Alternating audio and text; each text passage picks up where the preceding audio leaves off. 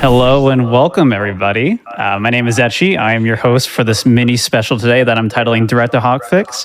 So if you watch the recent Nintendo Direct, a lot of cool games shown off, a lot of new DLC, full games, a lot of interesting content shown. And one of the big games that was shown during that was Pikmin 4, along with some recently released ports for Pikmin's 1 through 3, or 1 through 2. And then and also some DLC for Pokemon Sword, or for Pokemon Scarlet Violet. We're going to show off Pokemon Sword and talk about the DLC later. So the plan for this hotfix is basically run through some of the old stuff for Pikmin and Pokemon while we talk about the new stuff. So I'm going to just get right into it. We got our wonderful runner, Chemical QQ, aka Kemi, running Pikmin 2 here, Pay Off Debts. So if you want to take it away, Kemi. Yeah, hello everybody. I am Chemical QQ, or just Kemi if you're short on time. Gonna run Pikmin 2 Pay Off Debt. I'll explain what that means later on. It's a bit of a weird category name, but I'll let my commentators introduce themselves as well. I'll let you go first, Cap. Go on. Sure. My name's Cap. Great, glad to be commentating this run today with my good friends here. I've been a Pikmin speedrunner for about 6 to 7 years now, so I've been a part of the community for a very long time, and it's been awesome to see how much we've all grown and improved as speedrunners. So I'm really excited to be co-commentating with my good friend Jack today. Damn, that's a way less self-aggrandizing intro. I was going to be like, hi, I'm Jack. I've played Pay Off Debt for 5 years, current world record holder, and excited to watch the rest. But hey, we'll crack on now, eh? Cool. So yeah, with that, we can probably just get right into it. So should I count us down? Sounds good. Do it. Sure. In 3, 2, 1, go. And we're off. All right. So first thing to mention before anything else, normally in the speedrun, we don't run with a memory card, but obviously it's the marathon setting. You take a little bit of time loss per save or something. It's like pretty nominal in the end, depending on your memory card speed. So, you know, if any disasters happen, it would normally cost like half an hour, but here it won't cost too much time. I like how you I feel like that's always the first thing. Loss. Yeah, exactly. It's hard to even quantify. But yeah, I guess the first trick to sort of explain here is like, I don't know, Kat, you'll probably know this better than me, but it was found maybe like 4 or 5 years ago, and it's a way to skip essentially most of the tutorial section of the game in terms of it being strictly ordered. I mean, you can see sort of what's happening here, but...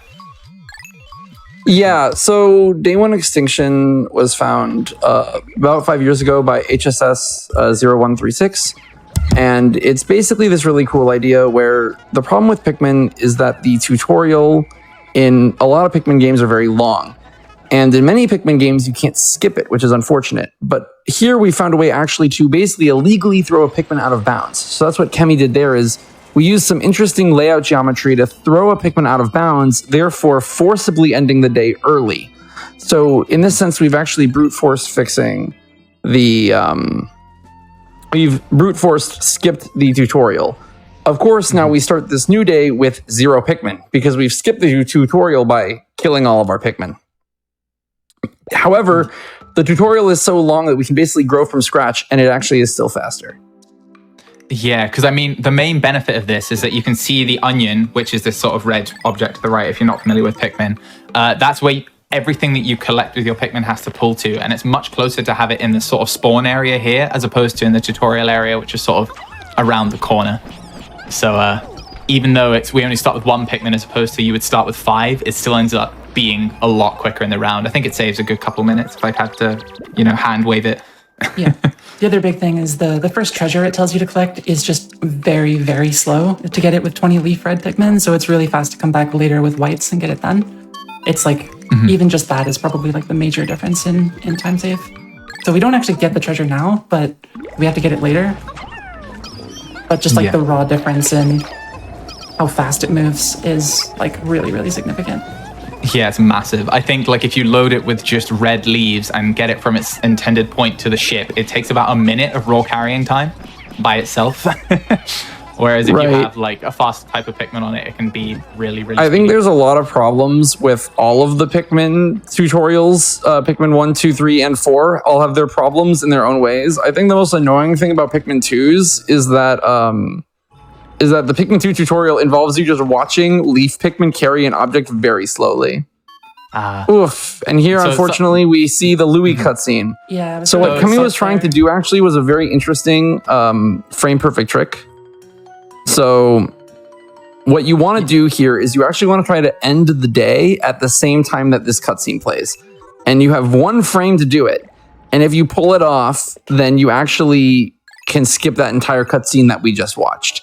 However, that cutscene is also hilarious. So it is good that we get to see it. It's the first sort of hint that the game is aware something's wrong. Because Louis' eyes were not on his head. For anyone who is not looking at the stream, because the game expects him to be in a different position. And I think the developers like hard code where his eyes are meant to be on his head or something like that. So it's all off relatively. So, you know, quirky side effect of how we're doing things here. But I mean, the unfortunate sort of consequence of that is watching the cutscene there instead of skipping it. Pretty much all of it is time lost because nothing's happening in the background. But we do get an extra Pikmin to work with. So, you know, there's silver linings sort of everywhere.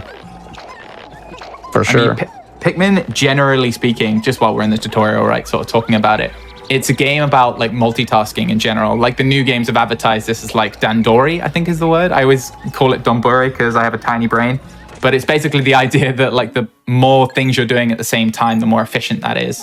So in that cutscene, if we play it in an intended space, if you miss it, then you can have that cutscene play and objects move during the cutscene. So that's sort of the, I guess, backup to that. Whereas there, nothing else is happening.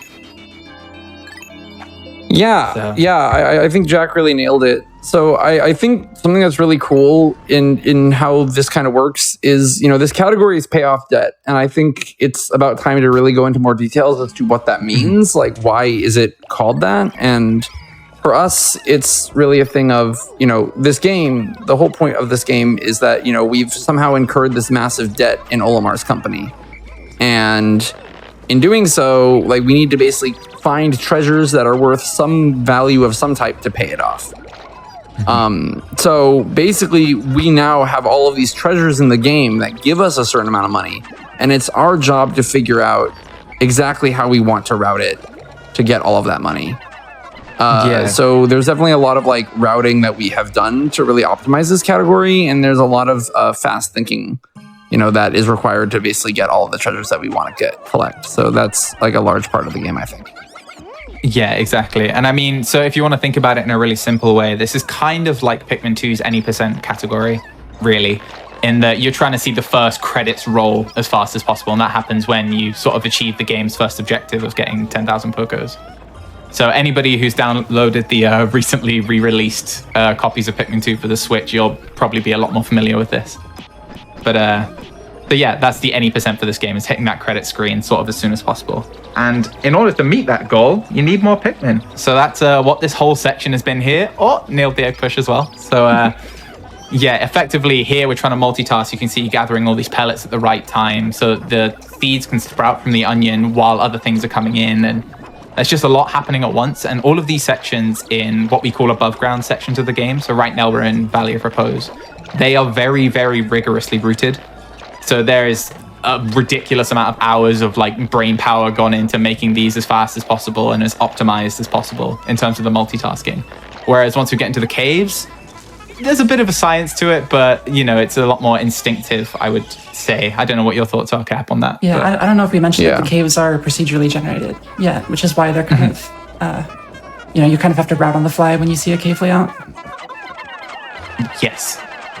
Yeah, I think definitely in terms of speedruns, I think that's what Pikmin 2 has that a lot of speedruns don't have. I mean, I think Jack, Kemi, and I can all kind of agree that, you know, I've speedrun a lot of different games in my time, and I just don't think there's really anything quite like Pikmin 2, if you know what I mean. Yeah, you know? yeah. Like there's just nothing quite like it in that how much it makes you really think every single time you run. And it really just pushes you in a way that I think a lot of other speed games, all speed games push you in a certain way. But I think the way that Pikmin pushes you to improve is very different than a lot of other speed games. Funnily enough, I think is really Kemi was talking about this recently. It's like probably one of the most knowledge-based speed games that I personally have ever encountered. Because the thing about the random generation that sort of Kemi mentioned before is that maybe we'll get into this later, but honestly, it is quite a barrier of entry in terms of understanding. But basically, there's a set of rules at play about how the levels spawn and where the treasures, which is what we sort of mentioned we're looking for before, spawn. and Kemi will be using that sort of subconsciously in her head to sort of work out a good game plan for things. I mean, Cap, you always describe it as like, for anyone familiar with the traveling salesman problem, it's sort of like that, but the person actually playing the game has a vague sense of what the shape of the room is going to look like and the distance between things. Yeah, so right. You know what houses to visit in the traveling salesman problem. I think in Pikmin 4, which is, you know, what everyone in the community is getting really hyped for. In Pikmin 4, there's Dandori, right? And Dandori is kind of what the new Pikmin games kind of call organization. And I always thought that was really funny when I first, you know, played the game and I heard that, because what is like Pikmin speedrunners basically are experts in Dandori. You know, like before even even before, you know, the game officially recognized it, you know, we have spent all of our time really focused on making sure that we're doing everything in the appropriate order, you know. And so it's, you know, we really have spent a lot of time making sure that we're doing things correctly. As just a good example of like just some very simple optimization that we do, you know, notice that Kemi immediately went to the farther treasure on this layout, right? Because we want to get that moving, because that's what's going to take the longest. So Kemi just beelined towards the farthest treasure, completely managed it, and then started moving the closer treasure after she had already managed the farther treasure. So this is obviously a very simple example, as this is the first sub-level in the game. So obviously it's kind of a rudimentary example, but I think it does kind of highlight just like the kind of general tenets that we use while running, for sure. Yeah, in a way, it's almost a good fundamental intro. Oh, sorry, Kemi, go on. I was just going to say, like, get the furthest thing moving first is sort of the first, like, mantra you learn as a Pikmin 2 speedrunner, for sure. It's very like Pikmin 2 101. And it kind of comes back to this notion of, like, limiting factors, where, like, at every point, you need to do multiple things, and one of them is going to be the slowest. And so you want to get the slowest thing started first, so it's... Because everything else is kind of, like, locked behind that. You can't finish the whole split until the slowest thing is done. Right. Yeah, exactly. I mean, that was part of one of Cap's like super old Discord pin messages and like the speedrunning Discord. It's like the 5 golden pillars of Pikmin 2 speedrunning or something. Yeah. Like one of the biggest ones is just do the furthest thing first and the thing that will take the longest first. Just keep that mindset when you're playing the game. So I'd encourage anyone who's like watching to sort of think about it in terms of like, what would be the slowest thing to do here, potentially, and then you get in that mindset that Pikmin 4 is really talking about.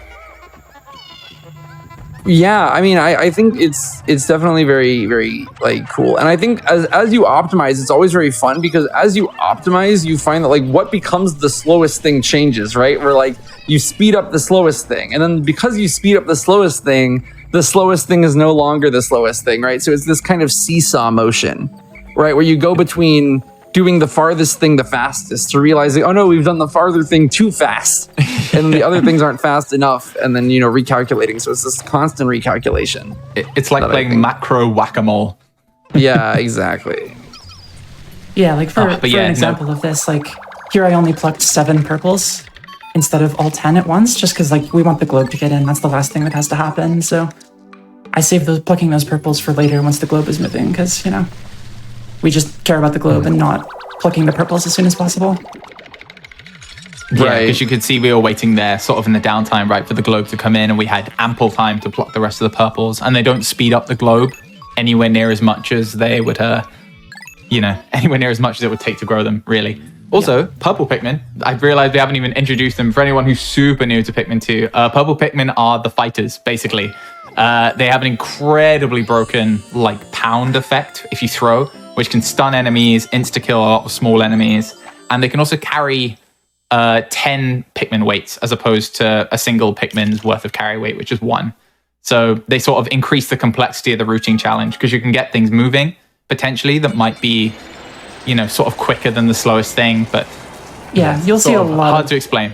You'll see a lot of purple use in the run, especially as we start to get into sub-levels with combat in them. Yeah.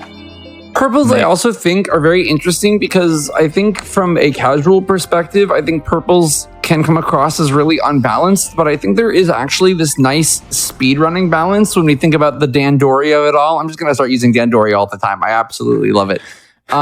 When you start thinking about the Dandori of everything, I think purples have their own kind of internal balance in speedrunning, because they're insanely good at combat, and they also can be insanely useful in that like a couple purples can pretty much carry everything in the game.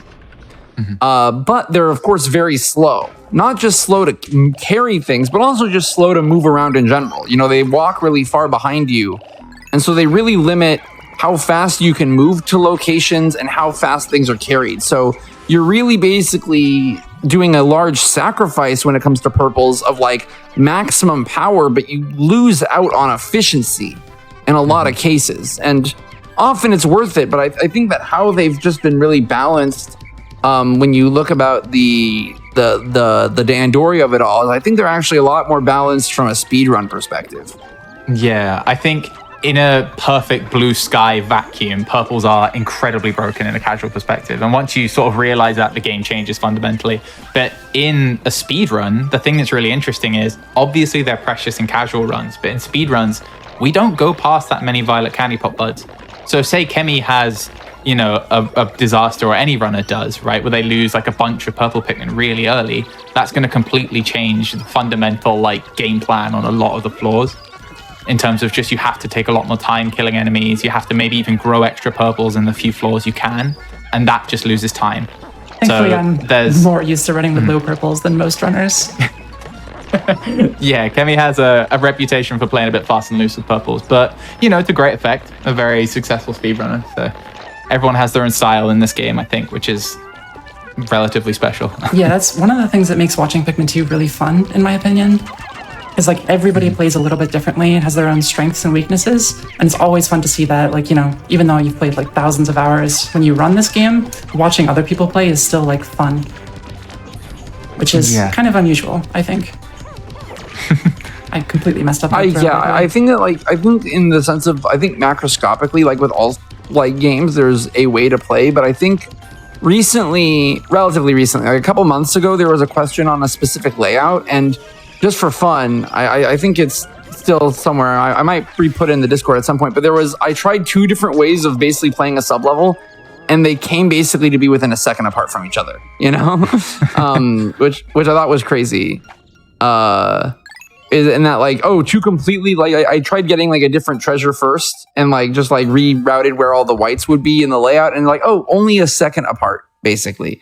Wow. So, you know, like there's many different philosophies, and unlike other games where it's like you just have to do the split this way because it's just the fastest, what's the fastest sometimes is actually kind of ambiguous, and really trying to figure out what your game plan is as fast as possible is more important than getting the perfect game plan. And I think that's actually a very big jackism, if you will, right? That like doing the great thing as fast as possible is better than doing the perfect thing very slowly. Yeah, I think Kemi's also very good at that sort of thing as well. Just another sort of thing to introduce. I feel like now's a good time because we're in Hall of Beasts. There are sort of 2 concepts I wanted to touch on, really. So one, something that comes with the randomly generated aspect of this game is, you know, depending on your viewpoint, an unfortunate or fortunate thing. The game has a lot of RNG that is just raw time variance. So for instance, you saw there in Hall of Beast 1, there's just one treasure that you have to get to. So it can be really close to the pod and it'll take less time for the Pikmin to carry it back, or it can just be ages away. And that, for instance, that layout that you just saw is unfortunately bad RNG. So that just loses 10 seconds. We can talk about all of this, like, you know, flirty, wonderful, like Dandori stuff, but some layouts do just lose time. But the other side of that I think ties in kind of nicely is that on layouts where you do just lose time to the treasures, a key aspect of this is getting the enemy bodies as money. So for people that have played the game and people that haven't, I'll introduce it. It's like basically all bugs in the game, if you collect them, they have a really small Poco value. So this can be anywhere between like 1 and 15 Pocos for like boss enemies. And we need to get, I think the number is 265 across the whole run. I could be wrong, but we have to get about 265 worth of bugs is what we sort of colloquially call them. So even if you have a layout where you do lose some time to potentially a bad placement of the treasures, you can still sort of mitigate that by collecting a lot of bug bodies. So that's what Kemi did pretty well there, I'd argue. You could see her sort of scanning the outside of the room for any little grubs that could meet their end. Yeah, especially in early game, you kind of have this trade-off between where like you have the layouts that are objectively slower because the treasures are further, but that usually means you can get more bugs because there's not that much to do. You can just spend all of your time once you've loaded the treasure, just killing stuff and getting the bugs. Yeah, exactly. And there are some layouts as well where it's a bit less clear. So say, for instance, you want to get some bugs, but it actually will cost you time because you're not getting treasures. And then that's sort of, poor multitasking. So you can sort of cash in those slow floors later on to save some time. It's all a big puzzle. So it's a bit interesting to think about. Yeah, and we know it's sort of a lot of sort of Poco checkpoints, I guess, to look at like how much money do we have at certain points in the run to see, oh, do I need to get more bugs or am I good on bugs? This is a good layout, by the way. Oh, is it Oh, close wow. call? Yeah, very good. Nice. So this is probably one of the first floors that actually has like a dynamic flowchart. I think everything else is we have pretty much optimal plays for every floor, but here you'll see Kemi doing a sort of different approach where she's nectaring here, and because the card is so close, she needs to do this first, otherwise it'll take longer. The whole of Beast 4 is kind of, it seems really self-explanatory as a level, like kill an enemy, flower your purples, grab the card, and that's it. But yeah, a bit of brain power goes into it. Some leaf purples on this, I need to fix that. Yeah, a sort of rule of thumb for flowering the purples here is that there's a long walk to White Flower Garden that we have to do sort of after this section of the game. So leaf purples, you can see them trailing here. They really take their time. It plays to something that Kat was speaking about before, where purples have strengths, but their weaknesses are... Ugh. Yeah, I like to think of a leaf purple as basically a dead purple because they just have a tendency to get eaten or left behind in really unfortunate places. Yeah, I think that's definitely a really good philosophy. I think there's definitely like a lot of, I think especially on the GameCube version of Pikmin 2, it's really important because, your whistle is positioned in front of you. And this is also true on the Switch version. There are some very interesting differences between the versions. I'm actually going to pause the sentence and just see if we get the, nice, we did get the quick kill on the Empress Bullblacks. So, that's such a flex. So that setup is a bit more complicated than it looks. Kemi didn't just turn off her brain, rush Empress, and it dies. It's kind of a specific timing window, but just running forward hits that window on Empress's sort of resting cycle where she won't shake immediately. She'll sort of take there and take a bunch of damage. And normally we use an audio cue for that, I think. Actually, I'm not sure if you do, Kemi. I use an audio cue, yeah. I was listening Yeah. to it. I have my game audio So like really loud for me personally, so I can still hear this. Okay, I was literally about to say, otherwise Kemi just flexed on all of us by doing it without the audio cue.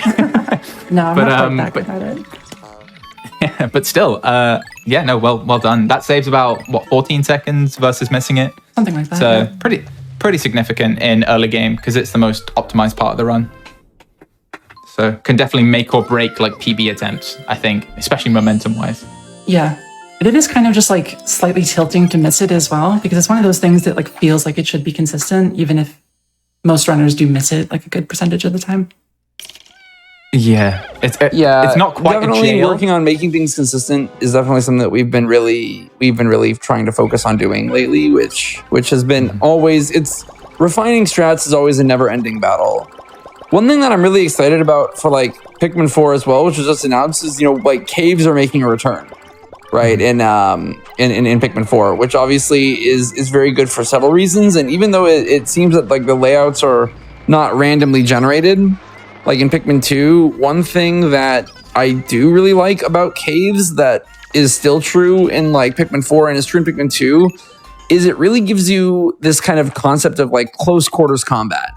Right, in Pikmin 2 that you don't really get in Pikmin 1 or Pikmin 3, because like something that I also think is really nice about all this management is sometimes you have to really manage your Pikmin well because there's all of this stuff happening like in these really small rooms in these small areas, which requires you to really be focused and to manage your Pikmin in these short areas.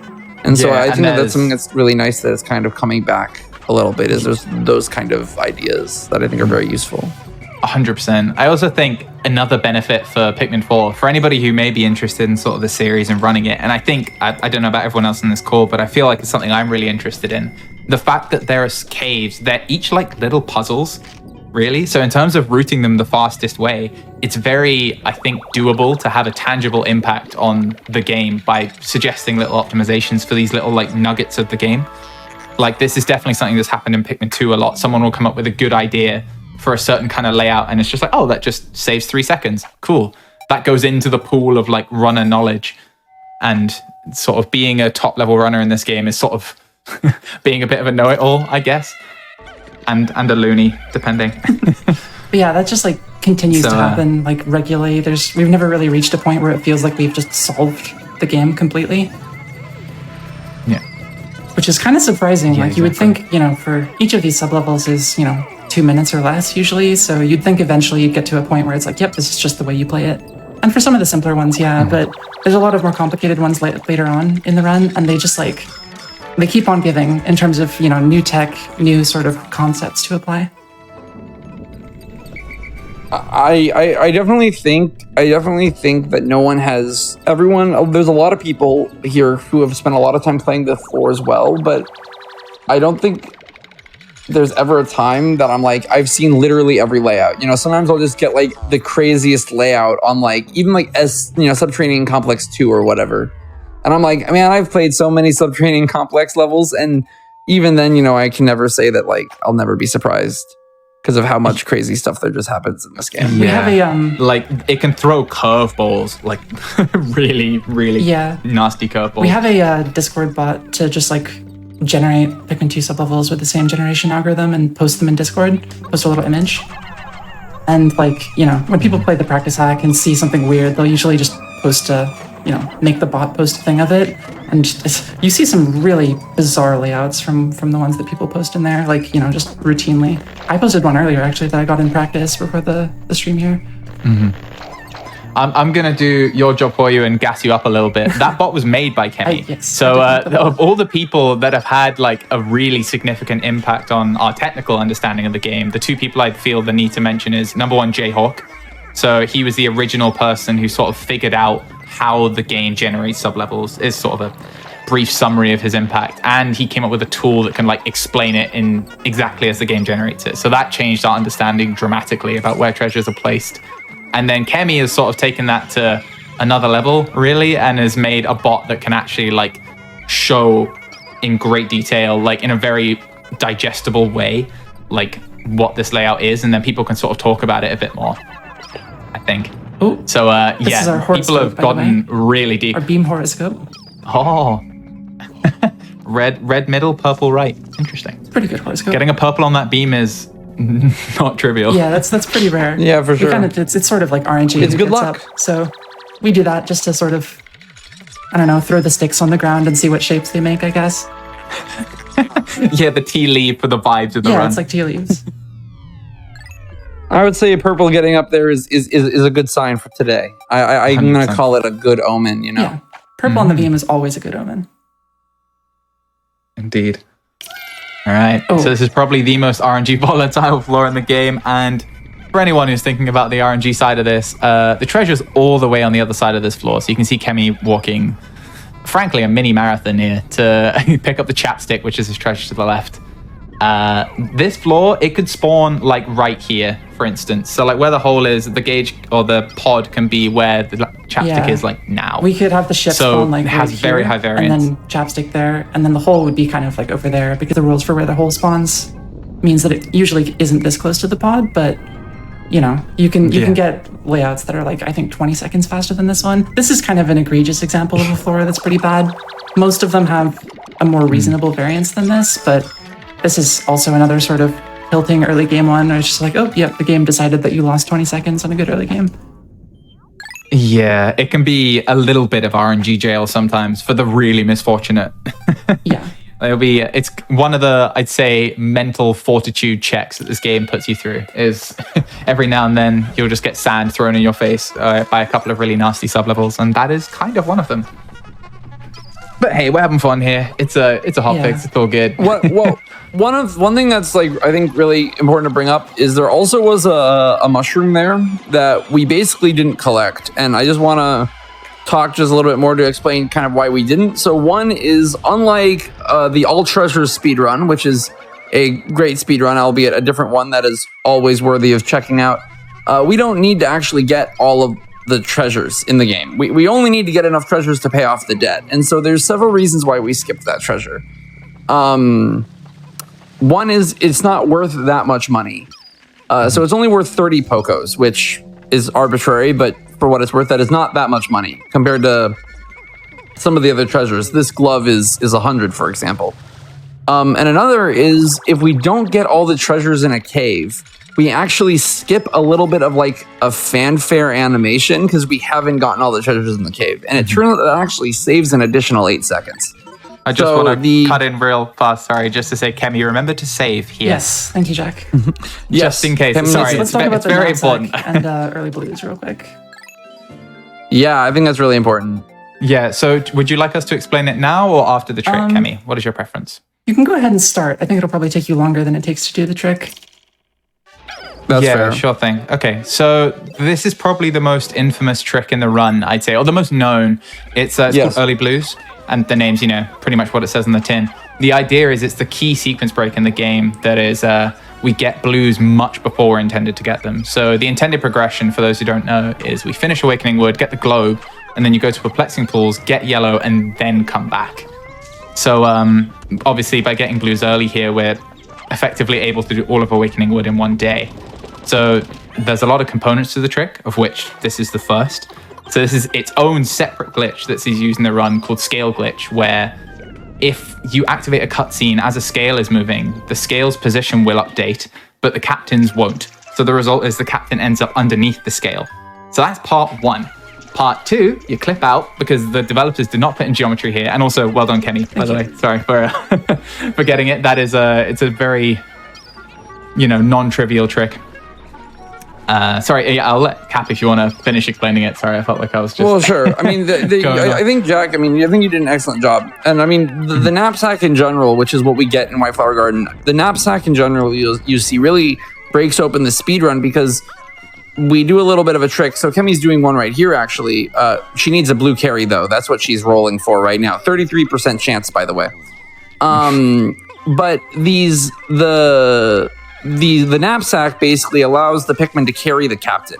And they try to carry it back to base. But again, because of how the waypoints work, they can carry it up to these areas. And the knapsack in general is, not just for early blues, but really just breaks open the entire Pikmin 2 speedrun. Because it allows you to access a lot of areas that you couldn't otherwise access. And I really think that kind of makes it probably the most important treasure or the most ability in the run, which I think is very funny because it's usually one of the more overlooked things that when you first play this game casually. Yeah. But it really breaks open what we can access in the speedrun. And from a routing perspective, I think it probably is the most important thing that you pick up. So to kind of finish how this trick works, by the way, you run off, and because you run off a ledge out of bounds, and then you use the knapsack. And because the game is sort of treating you as a carryable object at that point, it kind of warps you to the nearest waypoint as like a failsafe. It's like, oh no, a treasure that you're supposed to get has fallen out of bounds. We need to put it back in bounds. But because we run off at this particular spot, that puts you in the blue onion area. That's what happened there after the scale clip. Yes, yeah, right. I was about to say you beat me to that, but it's basically a bunch of glitches all together that allow us to get blues early. And to give you some sort of flavor context about how much the developers did not want you to do this, there is basically an infinitely high invisible wall around the blue onion area in like the game's like physics, right? So even if you somehow got out of bounds on top of the level and just walked, there was a massive invisible wall. So developers did not want you to do this, but speedrunners said, we'll go under. Gonna dig our way in. So I always think that's really funny to think about. And also another big difference for the Switch version. Sorry, just to mention this as well. Yeah, no, for sure. It uses the new play control, which is the Wii version re-release. It uses that game's failsafe effectively, where they've effectively hard-coded in a check to say, has the player unlocked yellows? If yes, they're allowed to whistle the blues. If not, they are not. So you can do all of the trick, but then when you actually get to the blues and try and whistle them, no joy.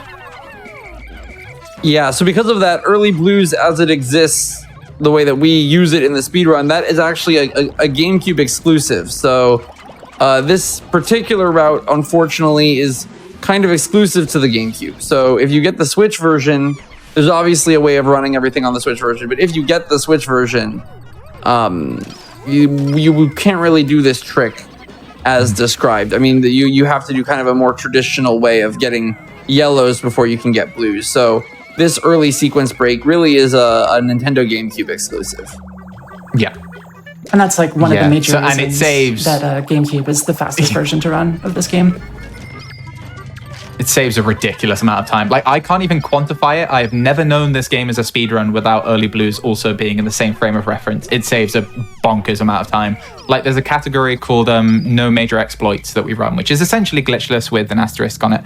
And there we obviously don't use early blues. And the world record for that is, I think, about 11 minutes slower. Obviously, there's a couple other tricks that version can't do, but it gives you a sort of idea. So it's I mean, also one thing to mention on Snaggered Hole 2 here is you'll see Kemi growing more whites. You know, we talked earlier about how broken purples are, at least in terms of like how they're perceived, but in the speed run, whites really, I think, are one of the most important Pikmin types, because whites have many properties that are important, but notably, whites carry things faster. Whites are the fastest carrier in the game by a lot. They essentially, there's a little bit more math involved, but to keep it simple, they basically carry, white flowers basically carry twice as fast as normal other flowers. So basically, they carry so much faster. So you can imagine in a speed run, a routing game. Should I do it? That requires you to collect treasures as fast as possible. Having those fast carriers really are important. So to us, whites pretty much are one of the most precious resources in the game. So Kemi gets basically more as soon as she can to really maximize the total carrying speed and the utility of her squad. So that's a little bit about why whites are really important. Yeah, and I mean, for context, even though she went out of her way on Snaggered Hole 2 to grab those extra whites, right? Like, she technically could have left sooner. They will easily make up for the time they take to grow, easily. Because they're like, I don't know, speed juice, basically. You really try to get somewhere between 30 and 45. 30 to 40 whites, depending on the exact RNG and the layout. And, you know, they definitely worth their weight in gold. And similarly, if you lose Pikmin, like losing whites is one of the most damaging colors to lose if there's combat. One thing that she did really here is this is a really old strat, but the cannon beetles basically enemies usually cannot shake or do an animation if they're in the middle of another animation. So it's a really fun way of killing the cannon beetles where you wait for them to inhale to throw a boulder, and those beetles will spit boulders at you, and then you can actually swarm them and basically deplete their health before the boulder comes out. And this is an old, I mean, that's a circa 2017, you know, very, very, very early days strategy, but it's a really good example of how, to us, it's second nature, but in Pikmin 2, we actually really do take advantage of enemy behavior and enemy animations to really speed up combat. And so there's a lot of small optimizations like that I think are very cool. And I think at this point, we often take it for granted. Yeah, 100%. I think especially with the cannon beetle one, because it's a lot safer as well. Because you don't have to stand back from the cannon beetle, which is sort of where it's dangerous, right? Like if you're near a cannon beetle, it's not going to be able to hit you with those sort of boulders. So really. I think another thing to mention, now might be a good time. I think 4 would have been a better time. But effectively, a key mechanic that you'll see Kemi utilize a lot, and you'll see she's moving the camera like a lot in certain sub-levels where things get a bit hectic. The reason that is effectively you can deload enemies in the game if they aren't shown on screen, is a very simple explanation of it. So you can keep enemies off screen, and as long as no Pikmin walk near them, because they have this little like halo around them where they'll load enemies if they're walking past, the game effectively treats enemies like they're not there. So it's sort of like putting your hands over your eyes and just pretending, you know, the boogeyman's gone. So we'll do that a lot on really hectic sub-levels to sort of pace when we're fighting enemies and at what times. I also want to mention on the sub-level, like, because we know how the generation works in this game, we can kind of like infer where treasures are going to be most of the time from other things that we can see. But on the sub-level, because both the treasures are inside enemies, unfortunately we cannot infer where that bulb orb is going to be. So I got pretty good luck just looking for it, sort of basically randomly sweeping around. But this floor can be really bad sometimes because you have no idea where the bulb orb is going to be with the marble. Yeah, because enemies are placed effectively randomly. In like certain spots in the rooms they'll spawn, but like which enemy you need to kill is essentially random. So that's also why Kemi will kill the antenna beetle first there, even if hypothetically, you know, a machine would have known that the Bulborb was closer, just because we can't. Ooh, okay. Big talking point here. This treasure is the make or break of all payoff debt speedruns, and this is an incredibly good flaw that she's gotten it here. So this treasure is called Stupendous Lens, and on Snagger Hole 6, you can see a lot of this floor is locked off with water. So this treasure effectively is not guaranteed, and you have no reliable way of searching for it. So it effectively saves minimum 40 seconds to get it here, because we don't have to get a much slower treasure later on in the run. And it's relatively luck-based whether you're able to get it or not. So this is great, actually. Yeah, I kind of wish I had this luck in my PP attempts. This was really good. Yeah, like a plight of top-level runners of this game will be doing lots and lots and lots of attempts where you just don't get this treasure, and it's very fast to get the treasure. So it can be, you know, sort of a roadblock. Right, and there is a way of generation, but as Kimmy mentioned earlier, because enemies are placed randomly and Lens is kind of in this enemy here, it can be really, really random to get.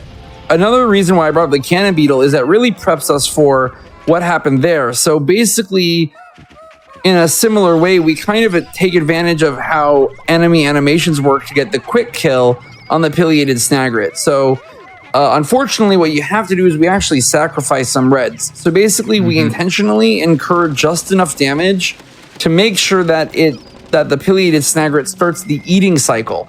And so because it takes time to grab and eat 3 Pikmin, we are basically able to deal enough damage during that time. Because if you put too much damage early, it shakes. But once it starts the eating animation, it will continue it. So we basically use this idea of uncancelable animations to really force these really fast boss cycles. Yeah, and that's compounded with a secondary, I'd say lesser known side effect of the purple pound mechanic, which is when they pound the ground, the enemy, like it bouncing up in response to that pound, pauses its animation. So it effectively extends that animation by like double what it would have been. So you get twice the amount of time for the Pikmin to just wail on the pileated Snagret. So that strat's really cool. I think that was made by the a Japanese score attack runner whose name escapes me at the moment. Was it Albert? Yeah.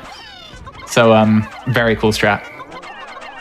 So now that we have blues, and now that we've entered a cave, the blues are back at the onion, which is where, sorry, at the ship, which is where we want them.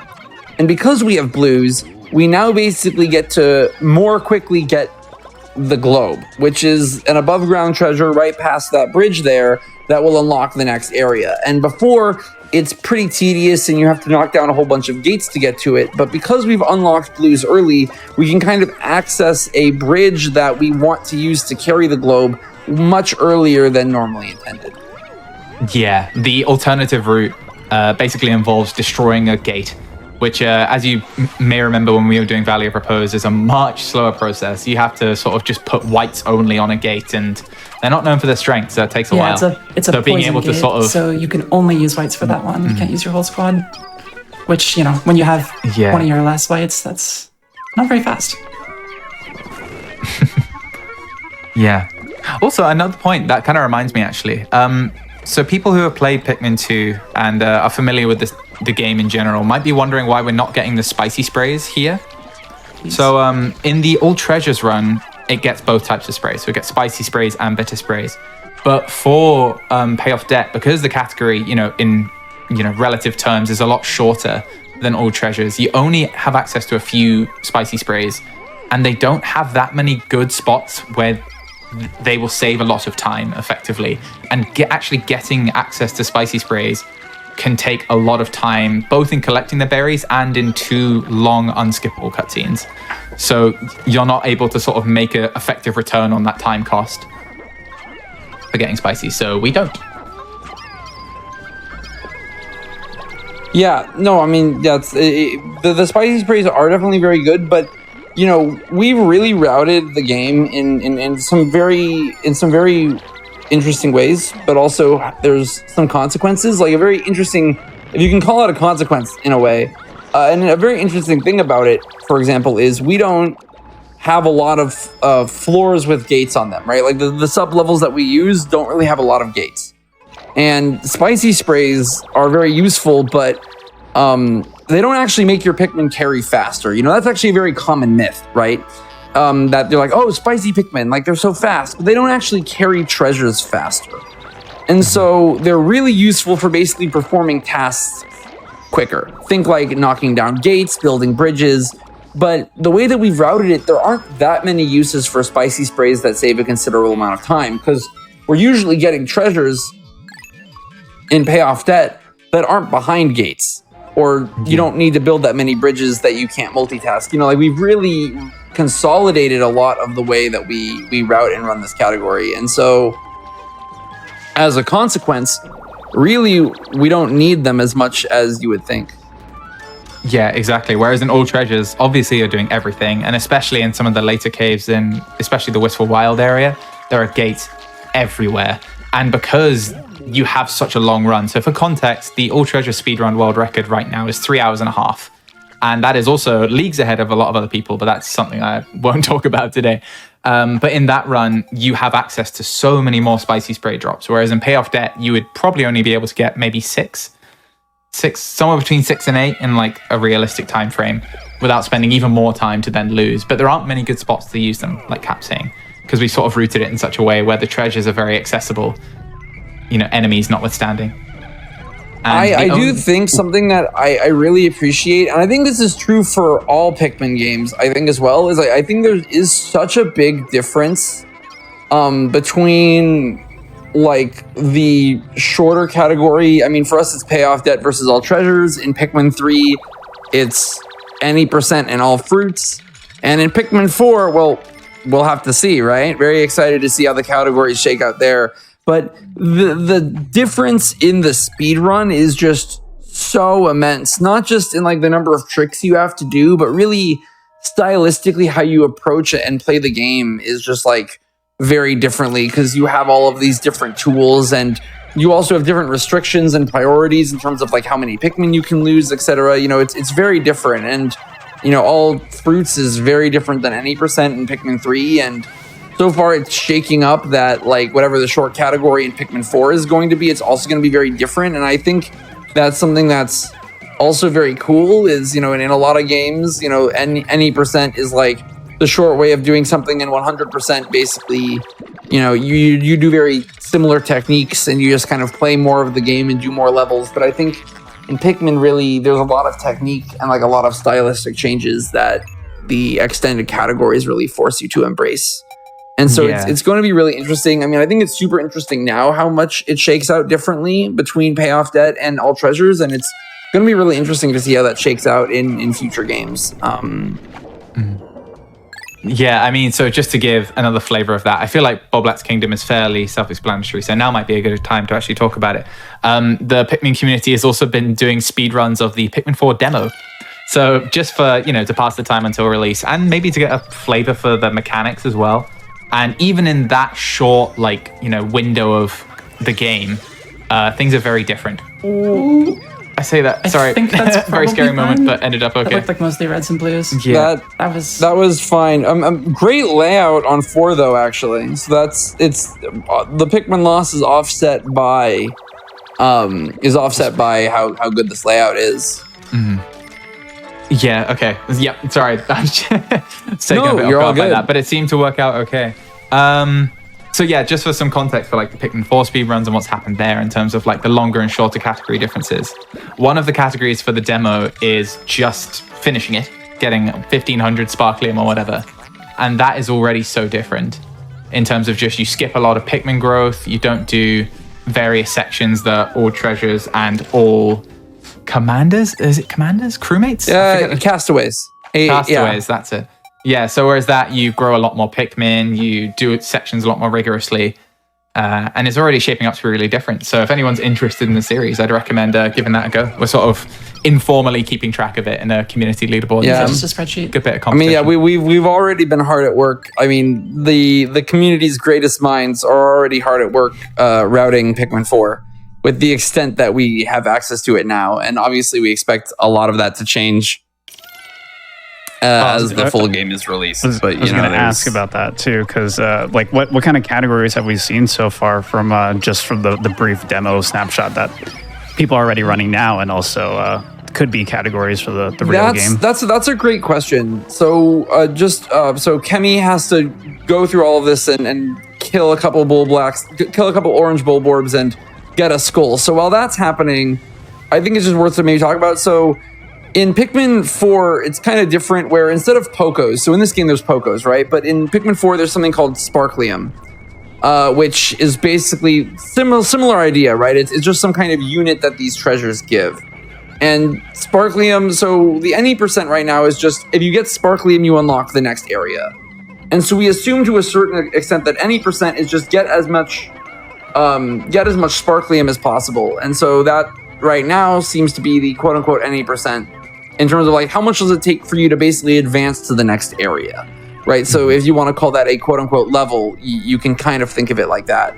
Whereas there are a whole bunch of these other collectibles, right? So of course you can also just get, regardless of how much Sparklium they give you, you can get all of the treasures. And then there also are these kind of secondary collectible in the game called Castaways, where there's this kind of side mission of like, oh, you can rescue just all of the other people that have crash landed on the planet in Pikmin 4. And so getting all of them is going to obviously require a lot more routing and a lot more thorough stuff. And so those are the kind of two main categories we're thinking of right now. And then for the first time in any Pikmin game, there's actually a percent counter. So there actually is like, 0% to 100%. So for the first time in any Pikmin game, we can maybe envision like a 100% category. At least a sort of in-game defined So there one. might be, several different categories, but we might actually see a 100% category for the first time in Pikmin speedrunning history, just because the game actually is now kind of officially tracking that kind of metric. Yeah. So it'll be interesting to see how it all plays out. But already there's like it's a very different mindset. So it's kind of like, I've been thinking about it a little bit, and it's explaining it to people. It's sort of like a mix of Pikmin 2 and maybe 3 in that regard, in that there's a sort of currency aspect to it, which is akin to what we're doing today. But then the above ground sections really feel a lot more like Pikmin 3 in terms of how they're going to be routed. Just because the above ground section that we've been given in the demo feels a lot bigger. But I'm not sure if I'm alone in that thought. No, I mean, it's big for sure. Mm-hmm. So it's all early development, sort of TBC. But for now, in terms of learning the mechanics and getting used to our new game, potentially, those leaderboards have been really fun. Awesome. That's super cool to hear. It seems like there's a lot of opportunities for it. Could be a great game for beginners as well. And for chat, as a reminder, if you want to see some great Pikmin speedrunners approach Pikmin 4 as it comes out, be sure to follow Chemical QQ, Jack Draz, and Cap Revenge on Twitch. Thank you. Thank you. I was about to say, we've been indulging in it already a little bit. So I think the interest is definitely there. I mean, speaking personally, I was a little bit skeptical because I was mentioning this actually sort of, behind the scenes a little bit before we started, that like I find that speedrunners tend to stick with their particular entry in a series quite often, and I'm definitely guilty of that. Like I'm a Pikmin 2 sort of, I was going to say specialist, but maybe just hermit. Yeah. But I think playing Pikmin 4, I'm actually personally quite interested. So, I hope that speaks well to the game, but we'll see. Yeah, it's kind of been bringing together a lot of the Pikmin 1 and 2 runners, which sort of, stick in that sort of side community, and then the Pikmin 3 runners, which obviously Pikmin 3 is very different than 1 and 2, so the fact that it's bringing those two sort of groups of us together is really cool. Mm-hmm. It's very good that you say that, only because I think this is actually a great example where I think there is such a cool strength within that kind of, it's really easy to kind of say it. And when you say it, at first it sounds like a weakness, but I actually think it's kind of a hidden strength. I mean, I think what's really cool about Pikmin is there are these kind of Pikmin fundamentals that I think really move through all of the different games, but I think all of the different games are actually very different speedruns. Yeah. Right? I mean, I think that's pretty safe to say. And so I think that's actually also very cool in that I think there's no shame in preferring one speedrun over another because they're all very different. Yeah. But I also think that's like very cool that within the confines of like what Pikmin represents and like the ideas of Pikmin, all of the different games are very different speedruns and allow for a lot of different expression within that. And I think that is definitely a very cool kind of side effect of of how the Pikmin series is designed.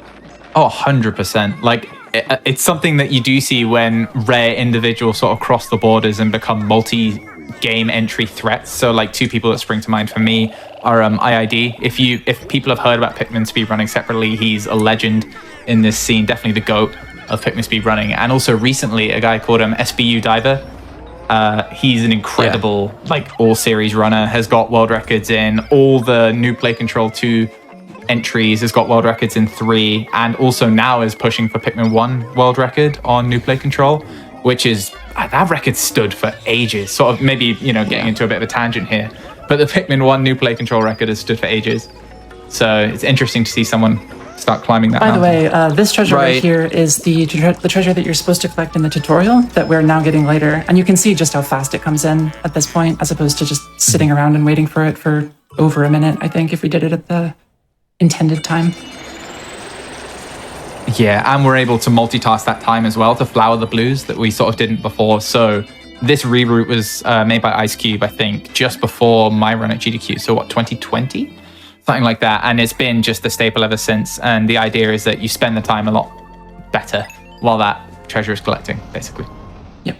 So I do have kind of low blues. We're ideally looking for 60 here. I did have a bit of an accident on BK4. It happens. A bit of a whoopsie. This run is very volatile. Pikmin 2 is usually known as like the hardest Pikmin game for good reason. Electricity in Pikmin 2 is very brutal.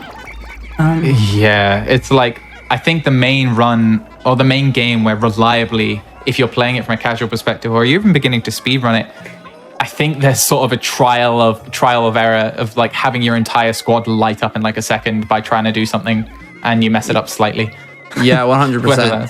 whether that's bombs or electricity. I mean, the cave coming up is probably the best example of that. So it's subterranean complex, which is what we're entering here.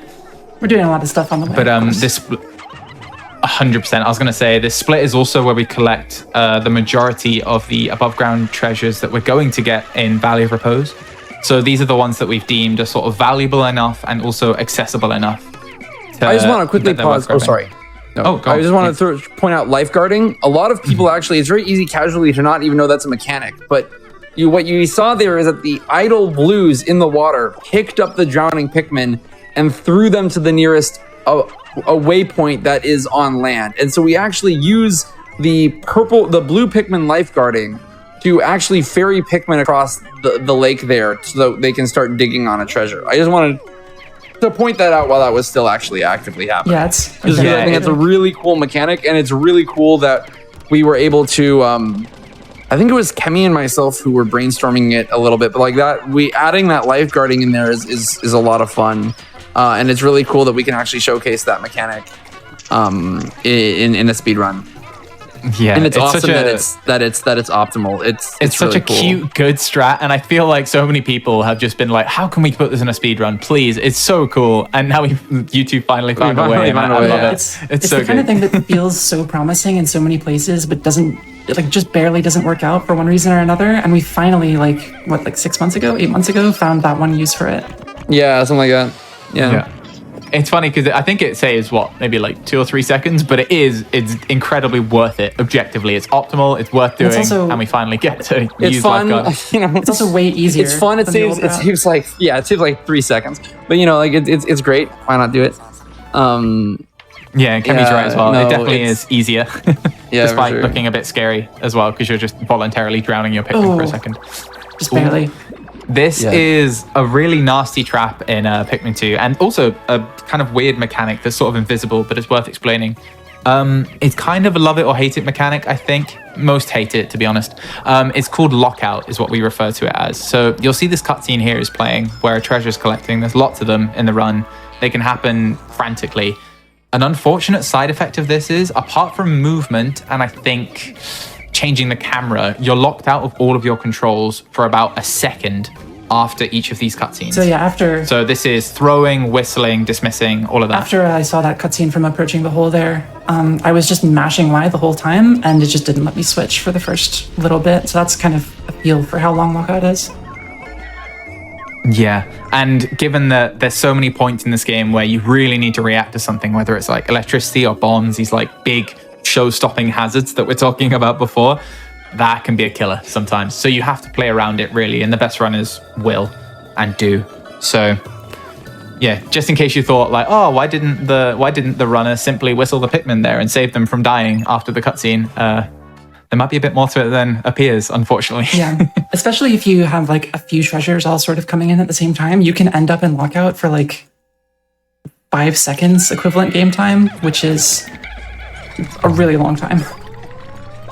Yeah. So here in Subterranean Complex 1, it's kind of annoying because we're searching basically for a buried treasure. And nice, the bumbling snitch bug that steals the captain just got down there. But one really good use of the way that we understand that layouts are made is it helps us kind of develop strategies of predicting where this buried treasure is going to be, because Subterranean Complex 1, this level right here, is very fast. It's very large. And so being able to quickly look at the layout and ascertain where we think this buried treasure, and because it's buried, it's invisible. So being able to very quickly ascertain where it is such a huge boon for quickly executing this. So game. to quickly run down the score so read, how this works is I saw the tape, which is the other treasure, which we're not getting in this other room. And when you see a treasure in the middle of a room like that, that effectively halves the score of that room for high score means more likely to place treasures there. It halves the score of that room for other treasures to get placed later. And so I could know with pretty high certainty that the other treasure was in the other room. Yeah, so there's so many moving pieces to it, but that one, I think SCX1, which is the initialism for Subterranean Complex, is the best example of it, really. In that, because you can't see it, and any time you spend not grabbing that treasure is just completely lost time, right? Like, you're just not spending that time efficiently. So the fact that Kemi was able to read that there and ascertain the info from that tape location is just a solid example of that skill. Here I'm waiting a little bit longer than maybe I strictly have to, just to make sure I don't have any stray Pikmin that will hit bombs if I stick them at the wrong time. There's a lot of bombs in Subterranean Complex, so it's very, very important to make sure that you're not accidentally setting them off at inopportune times, because then you either have, a squad wipe, which is awful, or you have to just whistle all your Pikmin off the treasures and wait for the bombs to go off, which is very slow. Yeah. You're either sitting there and twiddling your thumbs, or you're mourning the speedrun. It's one of the two, and both are bad. I think Pikmin 2, I think Subterranean Complex is a really good example in Pikmin 2, though, about how the devs actually made really clever ways of punishing you for basically trying to abuse mechanics too much. Like, the idle bombs on the ground are definitely trying to prevent you from just tossing Pikmin or C-sticking Pikmin without care, like they're like, okay, well, in this cave you have to be very precise, because if you aren't precise, we're gonna heavily punish you for it. Yeah. And I think that's just a very cool, from a game design perspective, is like Pikmin 2 really as a game does its best to punish you in a certain respect, where it's like, there are mechanics in this game, but if you don't if you don't pay attention to how those mechanics are used precisely, we're going to punish you for it. And I think that's just a very cool implementation of that in the context of idle bombs. Yeah, exactly. So, and just for people that aren't super aware of the technical side of it as well, the two conditions for a Pikmin hitting a bomb are either if Kemi swarms it, so that's using the C-stick where she can manually control Pikmin, or if a Pikmin is just idle. So that means either it's been thrown, it's been left behind, and it's near a bomb. It will actively run towards the bomb just to see the pretty lights, I guess, and then kill themselves. So, yeah. So as Cap says, it punishes that sort of whimsical, throw your Pikmin wherever you want, don't think about it type approach. Yeah, in Subterranean Complex, it can kind of feel like herding cats, where the cats are all actively trying to die. Yeah. So it's definitely a bit of a noob killer, I think, in terms of a speedrun as well, especially, let alone casual play, because there's just a lot to think about. But yeah, that was a really good floor, actually. Something to note there. And I think Kemi played it really well, getting one of the treasures that's far away moving with the blue Pikmin, which is sort of medium speed, and then addressing everything else with the sort of fastest and strongest Pikmin as required. So, good all Subterranean around. Complex 3 is one of those. Notice here that we're growing more whites. That's because, as mentioned before, whites are just that good. Yeah. You know, they're just very important to the speed run. And so we're a little bit late into the run. So this is actually basically going to be the last growth, barring Pikmin loss that we need to mitigate. This is the last kind of dedicated growth that we do in the speed run. So it really is a testament to how important whites are, just to really optimizing speed. Possibility for a Yeah, minor I skip mean, right here. essentially, a good way of thinking about it. Are you going for a rim walk? I didn't get the layout. For it, no. so Okay. There's a little skip that you can do there where if the hole is on the opposite side of this room, this layout is pretty much always like this, except the hole placement. If the hole is on the opposite side, you can kind of nap over the wall and get onto the sort of rim of these cave units and then jump off the edge and get to the hole about 6 seconds faster. But that's 50% of the time, just depends on where the hole gets placed. So this floor... Yeah, so this floor is notorious for its density of enemies that can wipe you instantly. So it's going to be a lot of zooming in. Kemi's going to pick which enemies, like I was talking about before, that she wants to see and when. Is sort of an idea. But it's also just a lot of high stakes, small plays, really. So if there's taking a bit of time here, I think that's the main time you'll see it. And also combined with very annoying dweevils, which can steal treasures and cause all sorts of issues. That Dweevil just absolutely pixel health. That was so annoying. Oh my god. Yeah, I was going to say, I really thought that Dweevil was gonna. But you can see that Kemi is an incredibly talented player and has identified the threats that needed to be taken out. So that was that anode in the middle and these two Dirigibugs. She's neutralized them and immediately run for the treasures. So this was really well played, in my opinion. No, it was amazing. So yeah, we usually call that like, it's a technique that you see most in payoff, that you basically see it on 6 mostly, but there's this idea of the smash and grab of like, there's a lot of enemies here, but we only need to actually get the treasures out, right? So just smash everything that you need to make it safe and then just get the treasures moving out of the danger zone. And so that was just like a very good example of that. So even though there's a lot of enemies, we didn't have to really kill any of them. We basically can just like make sure that they're neutralized just long enough that we can get what we need. Yeah, because time spent killing enemies is time spent not getting the treasures a lot of the time. And the treasures are sort of the win condition for the whole speedrun. So smash and grabbing is really, really good, especially in 6. Or Subterranean Complex 6, I suppose. Yeah, and there's just a lot of enemies. This floor can be this is pretty bad. Pretty nasty. Yeah. This is particularly that we've gotten some stinkers just for the speed run. The game knows that we're doing a marathon, so we're getting some really hard ones. Here, these Groinks are some of the more dangerous enemies in the game because they fire actual mortars at you, which is a little intense. Oh my god. Okay. Yeah, nope, can we play this wonderfully? Everything's fine.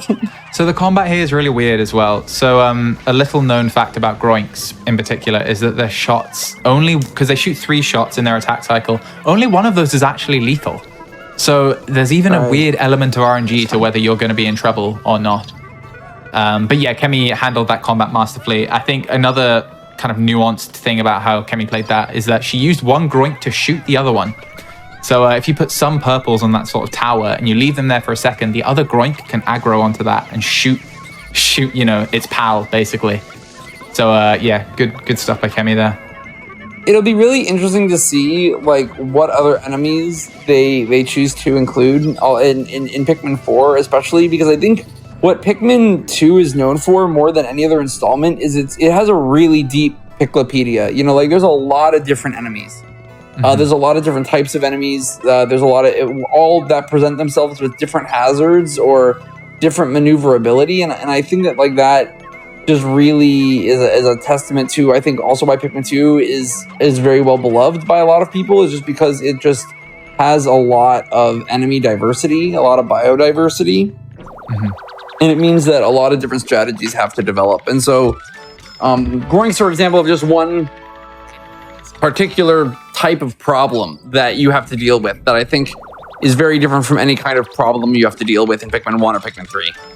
Yeah, exactly. And it's like it's something that just lends itself really well to this game, I think. Like you see it a lot in the challenge mode also. You can sort of just like think of it like mixing cocktails of just like throwing in random enemies. Like what happens if you put a groink in the same floor as a bunch of anodes? How is a player going to deal with that? Like things like that is a really cool part of this game. And also the bosses are quite iconic. But that being said, people really like the boss at the end of this cave called Man at Legs, but he's slow.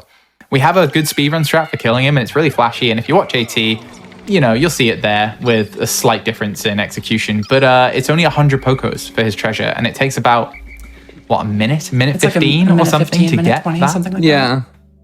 And there are so many faster alternatives that you can go to instead. And we have the route does not fight Man So Legs. something interesting to note is that because the caves are random, that for Subterranean Complex 7 can very, very rarely, like less than 1% chance, generate without the tower room where the tower groink is. And the tower groink drops a treasure, so it's missing a treasure in this case.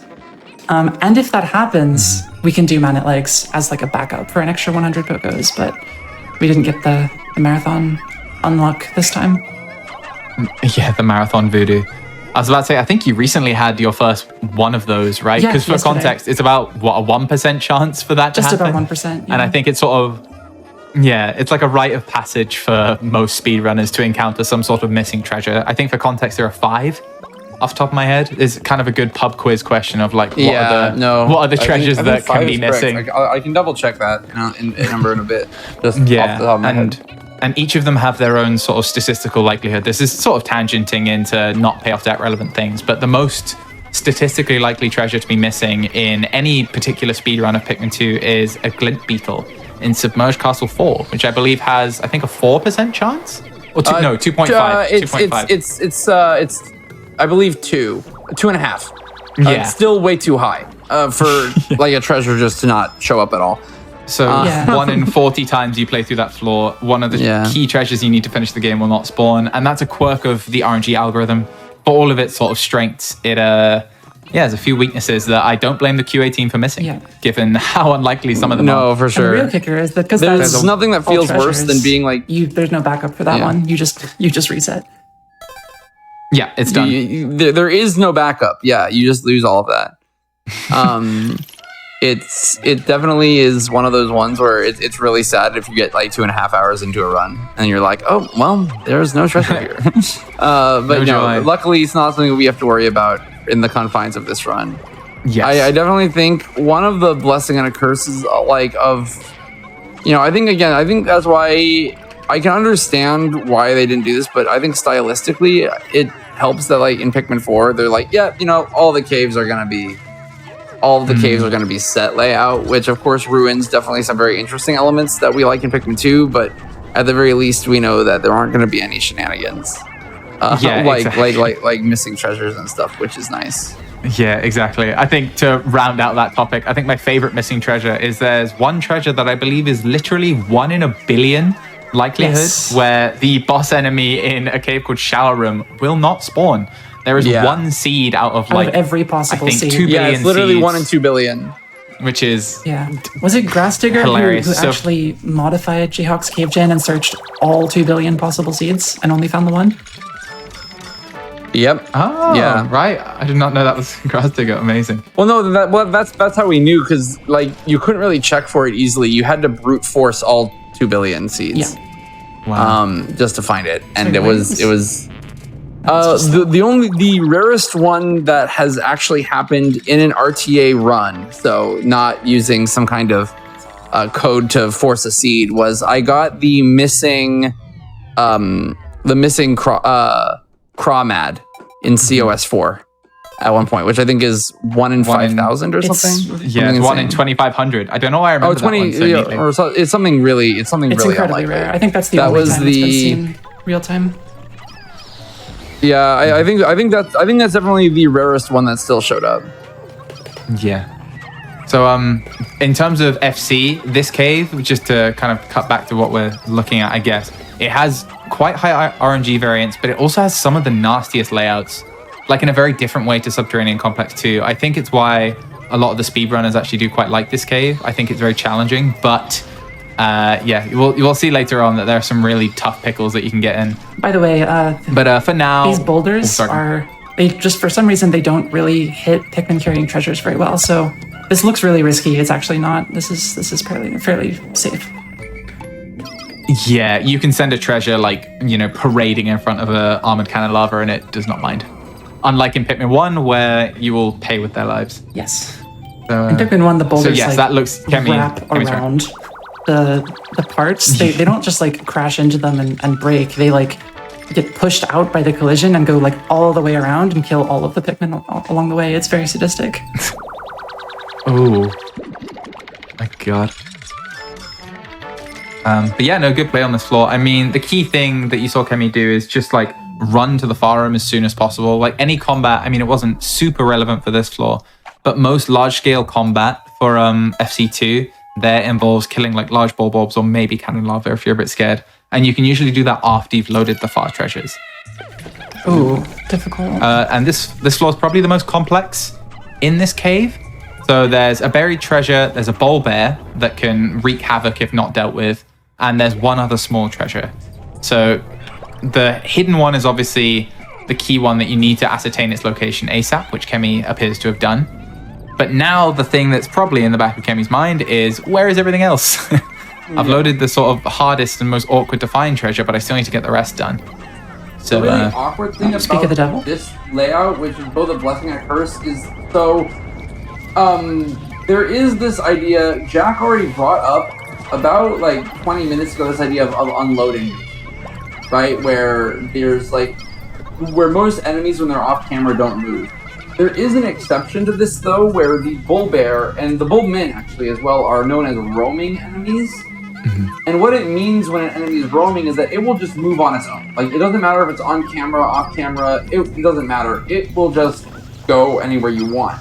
And so, of course, this is also going to be a blessing and a curse. Sometimes you'll be doing something, and the bull bear will just walk right into the spawn room, right? And it's like, excellent, thanks, dog. And sometimes it'll be like, I'm going to go just into a random hallway, just on the other end of the map. Yeah, it goes searching for rocks or something on the other side of the sub-level, and you have to spend like 25 seconds chasing him and then 20 seconds ferrying his treasure back. Yeah. But Kemi got quite a good variation here, I'd say. The bull bear was sort of making his presence known at a good time. He showed up exactly when I wanted him to, which is very nice. Attended the function at an appropriate time. So I'm going to wait for the bug body here because it's worth 10. It's one of those few times where we actually do want to like lose time waiting for bug bodies. Yeah, exactly. I mean, a good rule of thumb, and again, it's one of Cap's old wisdoms that I remember when I started this game, is that if a Poco per second is sort of a metric that we use, and if an action results in you getting 2 Pocos per second spent doing it, a good rule of thumb is that's probably a good thing to do. So you can see Kemi was waiting there for maybe, 3 seconds after the cutscene for that body to collect. But that body's worth 10 Pocos, thus it's about 3 Pocos per second, which is above that sort of key stat. So generally advised to be a good choice. I'm going to do something a little bit risky here. So I'm not going to break this. So we were talking about deloading before. This is an interesting quirk with electric gates. They can load, they can turn off while not loaded, but they cannot turn on, is the theory. So this should just go right there's a bit of through risk if here. it's fast enough. But if a cutscene plays at a wrong time, then it can load. But yeah, I think that's worked. So that's a very, very niche mechanic, but it saves a lot of time here. And Kemi obviously went for the star first, which was further away. Yeah, this spawn room, you kind of have to go all the way around from the other direction where the star was. So you want to get that moving first, even though they kind of, from the come down, they sort of look about the same distance. The star is actually much faster in terms of how far it has to carry. That's another, have we mentioned looking at the come down? Kemi played that. Yeah. Oh yeah, you got 2 pinch from the other side of the room. But yeah, Kemi played that wonderfully. That was really good. And it's quite a hard strat to pull off. It takes a lot of gumption, especially when you're on like good pace or something and you're on like potentially world record pace. Pulling off a strat like that requires a lot of bravery. So, or a marathon setting, it all plays. Yeah. The come down, by the way, when I say that, it's when that little animation you get when you fall into a sublevel for the first time, where it sort of shows you an overhead view. I'm paying like really close attention to that to try and get a feeling for where all the treasures and stuff are. And of course, we skip it really quickly, so we don't actually have that much time to look at it. because obviously anytime you spend looking at it is time not spent getting the treasures. But that's a very, very important skill to learn, is being able to digest a layout in like just a second or two from the come down. Yep. I also just want to take a moment to say that one thing that I think I really like, not to fanboy the community too hard here, but I think what we as a speedrunning community do a lot of, honestly, for all 4 games is, I mean, not just a really attentive and an attentive top runner pool, but we also have really developed a lot of resources for pretty much all of the relevant games. And so I think that's a really cool thing. Like, if you want to really get into Pikmin 2 speedrunning, even if you want, the GameCube version, the new Play Control, Wii and Wii U Virtual Console version, or even the new Switch version, I mean, we have like a lot of resources to help you. And if you want to get into Pikmin 1 speedrunning, we have a whole bunch of resources and tutorials to help you. And we also have a lot of tutorials about Pikmin 3. And already a lot of us have started to really get together about Pikmin 4 and really talk about, like, what do we think, what kind of skills do we think are relevant? Like, how should we think about going about, like, routing different things? And so I really think that, like, getting into this game is just very, very accessible for, like, a lot of people. And that, like, there's a lot of people that have spent a lot of time really thinking about how the game should work and really making that information digestible. So I really think that that's something that I'm really proud about, just even from my own perspective, but also something that I think is a huge boon to people really looking to get into this game. Yeah, it's definitely the easiest it's ever been to. I think Kemi's going to go for a cool strat here. This is one of the few times in the run where we do what's like luring Bulborbs.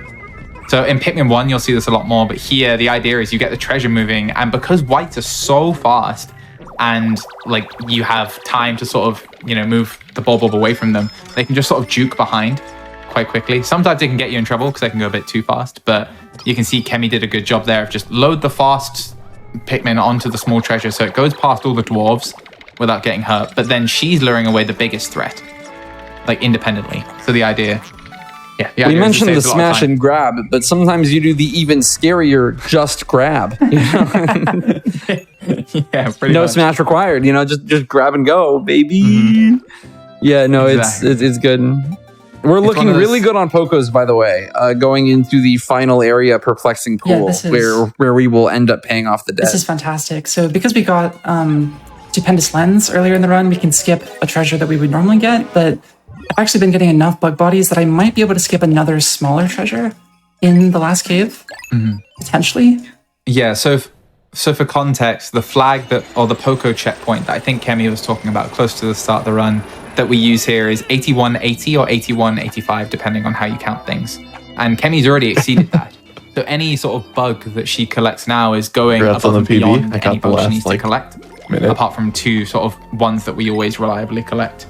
So if she can get like maybe 30 in bugs or something of that kind, then she can skip like a small treasure later on, which saves 10 seconds, something like that. So it might be worth spending time to collect bugs if they're fast, is probably what would be going through, a runner's head at this stage. Yeah. Alternatively, you're also kind of thinking that you can just kind of YOLO it and completely ignore most bugs if you don't see many that are fast. Which, in these last couple of caves, the bugs can be kind of slow sometimes. So that's definitely a really nice boon. I think looking at the other channel, I think it's yeah, lets you completely focus on the hard gameplay that's required in these caves. Yeah. I just realized, that this is something also worth pointing out, but like, because we got early blues, like in this route, that also is why we took what was honestly a very unconventional way of doing things, where we unlock Perplexing Pool. And of course the game basically wants you to immediately go there. Stuff, otherwise, right? And that, like, because traditionally you don't have blues yet, and you need to get yellows to get blues. So there's this kind of natural area progression.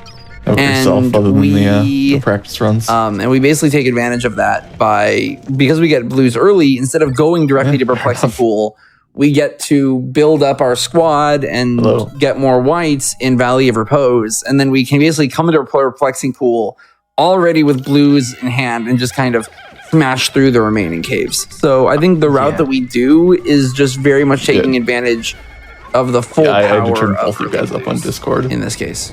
Yeah, definitely. And I mean, for any VOD watchers out there, if this ends up being a VOD, there's a really cool quirk that speaks to what Kat was talking about there. In the cutscene when you enter Perplexing Pool, all the onions normally fly down. So you see the red onion and the ship fly down, but the blue onions just sat at the bottom. And that's because the way the cutscene doesn't expect you to have blues at that point. It doesn't think it's possible. So the blue onion doesn't like fly in with everything else. So I just think that's really funny. So another intended quirk of how we're playing this.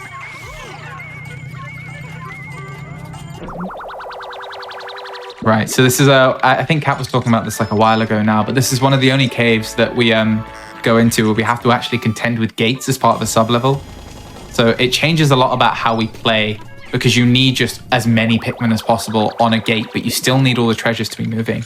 So the thing that's going through a runner's head at this point is, when do I load the gates? Should I do it before or after the treasures?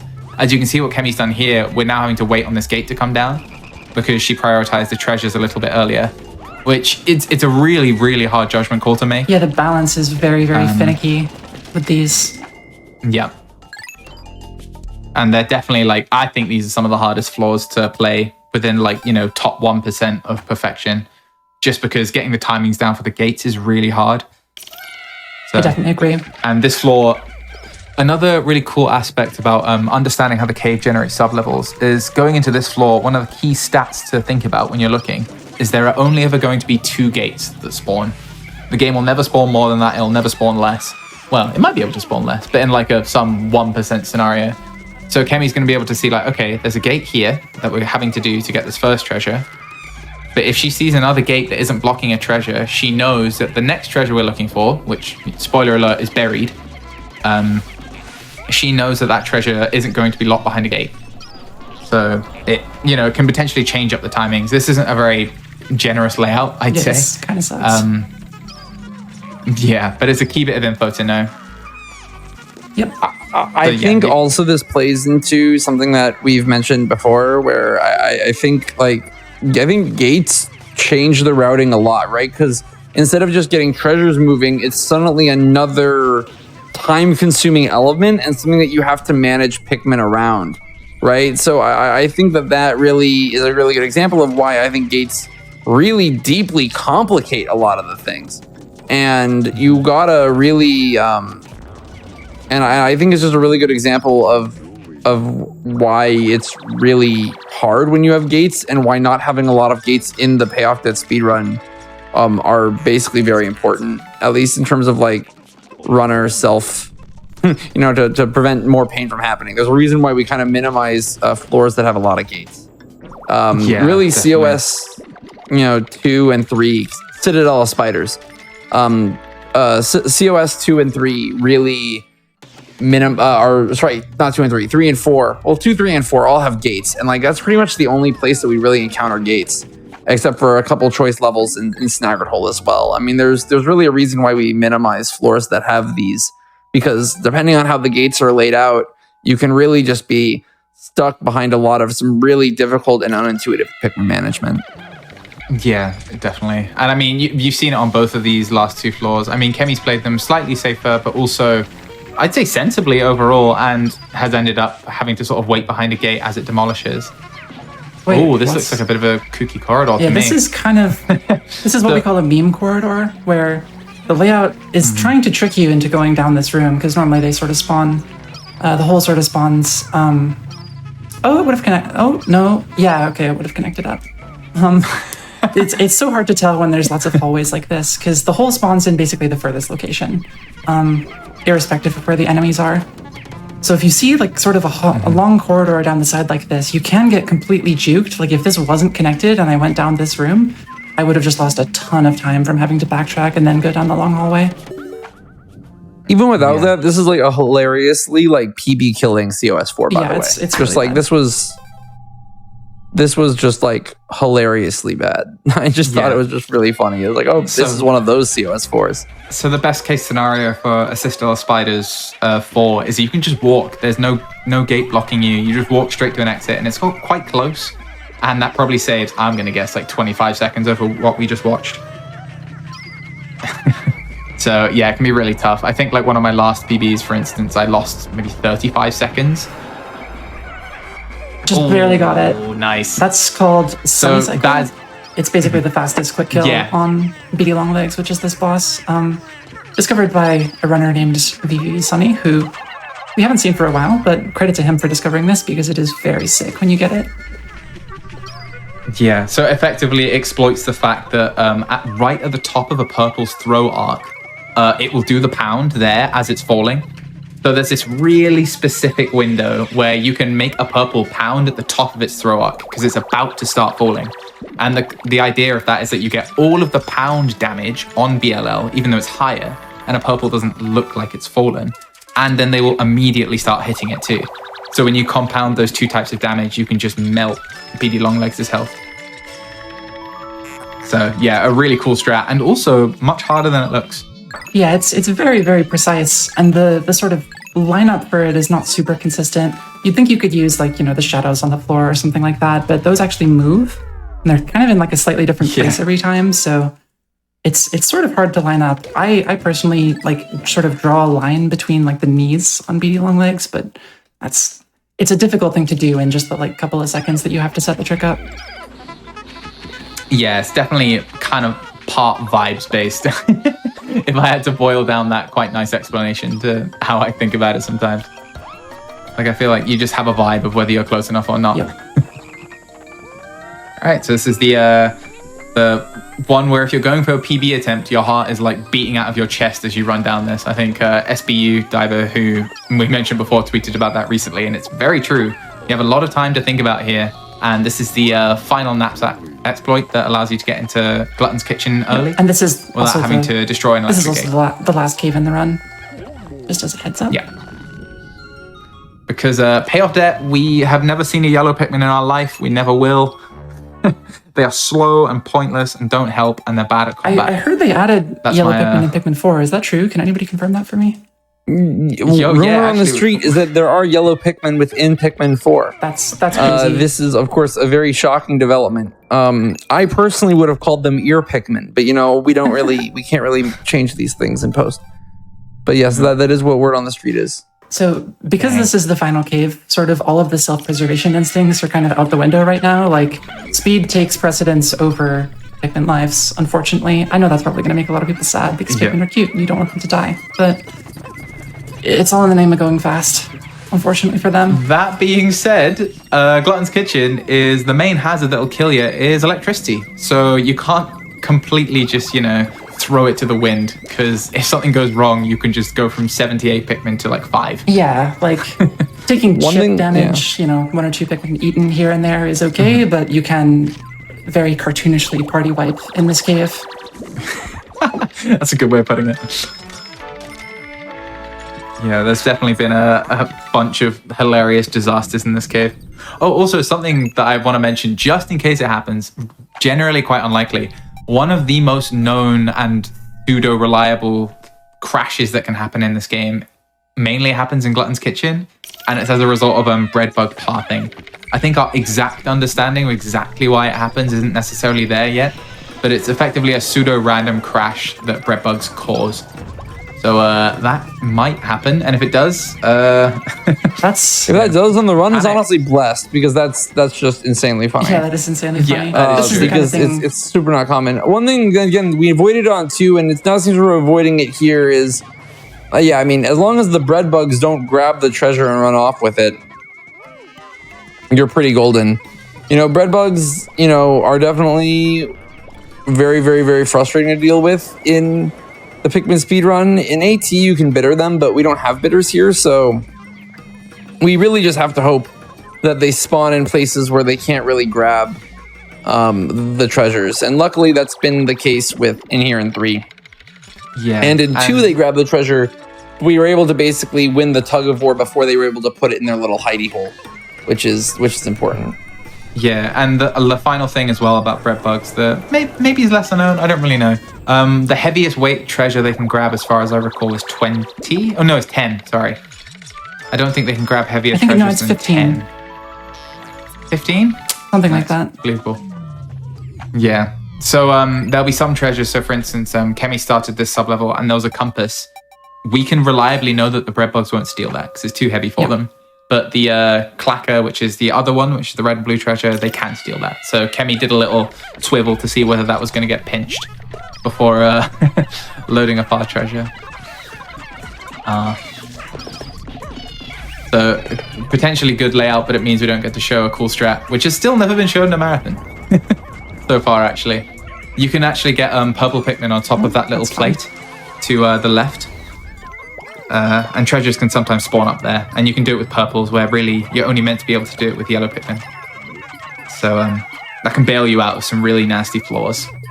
Yeah, I mean, we basically, we haven't been getting yellow Pikmin in the payoff debt route for a while, but that always was a pain because, you know, those kind of ledges are basically what you're supposed to use yellows for, and so it used to be a huge bane of like, is this the last thing we might need yellows for in the run? And luckily, a while ago now, we were able to basically obsolete them, which is very nice.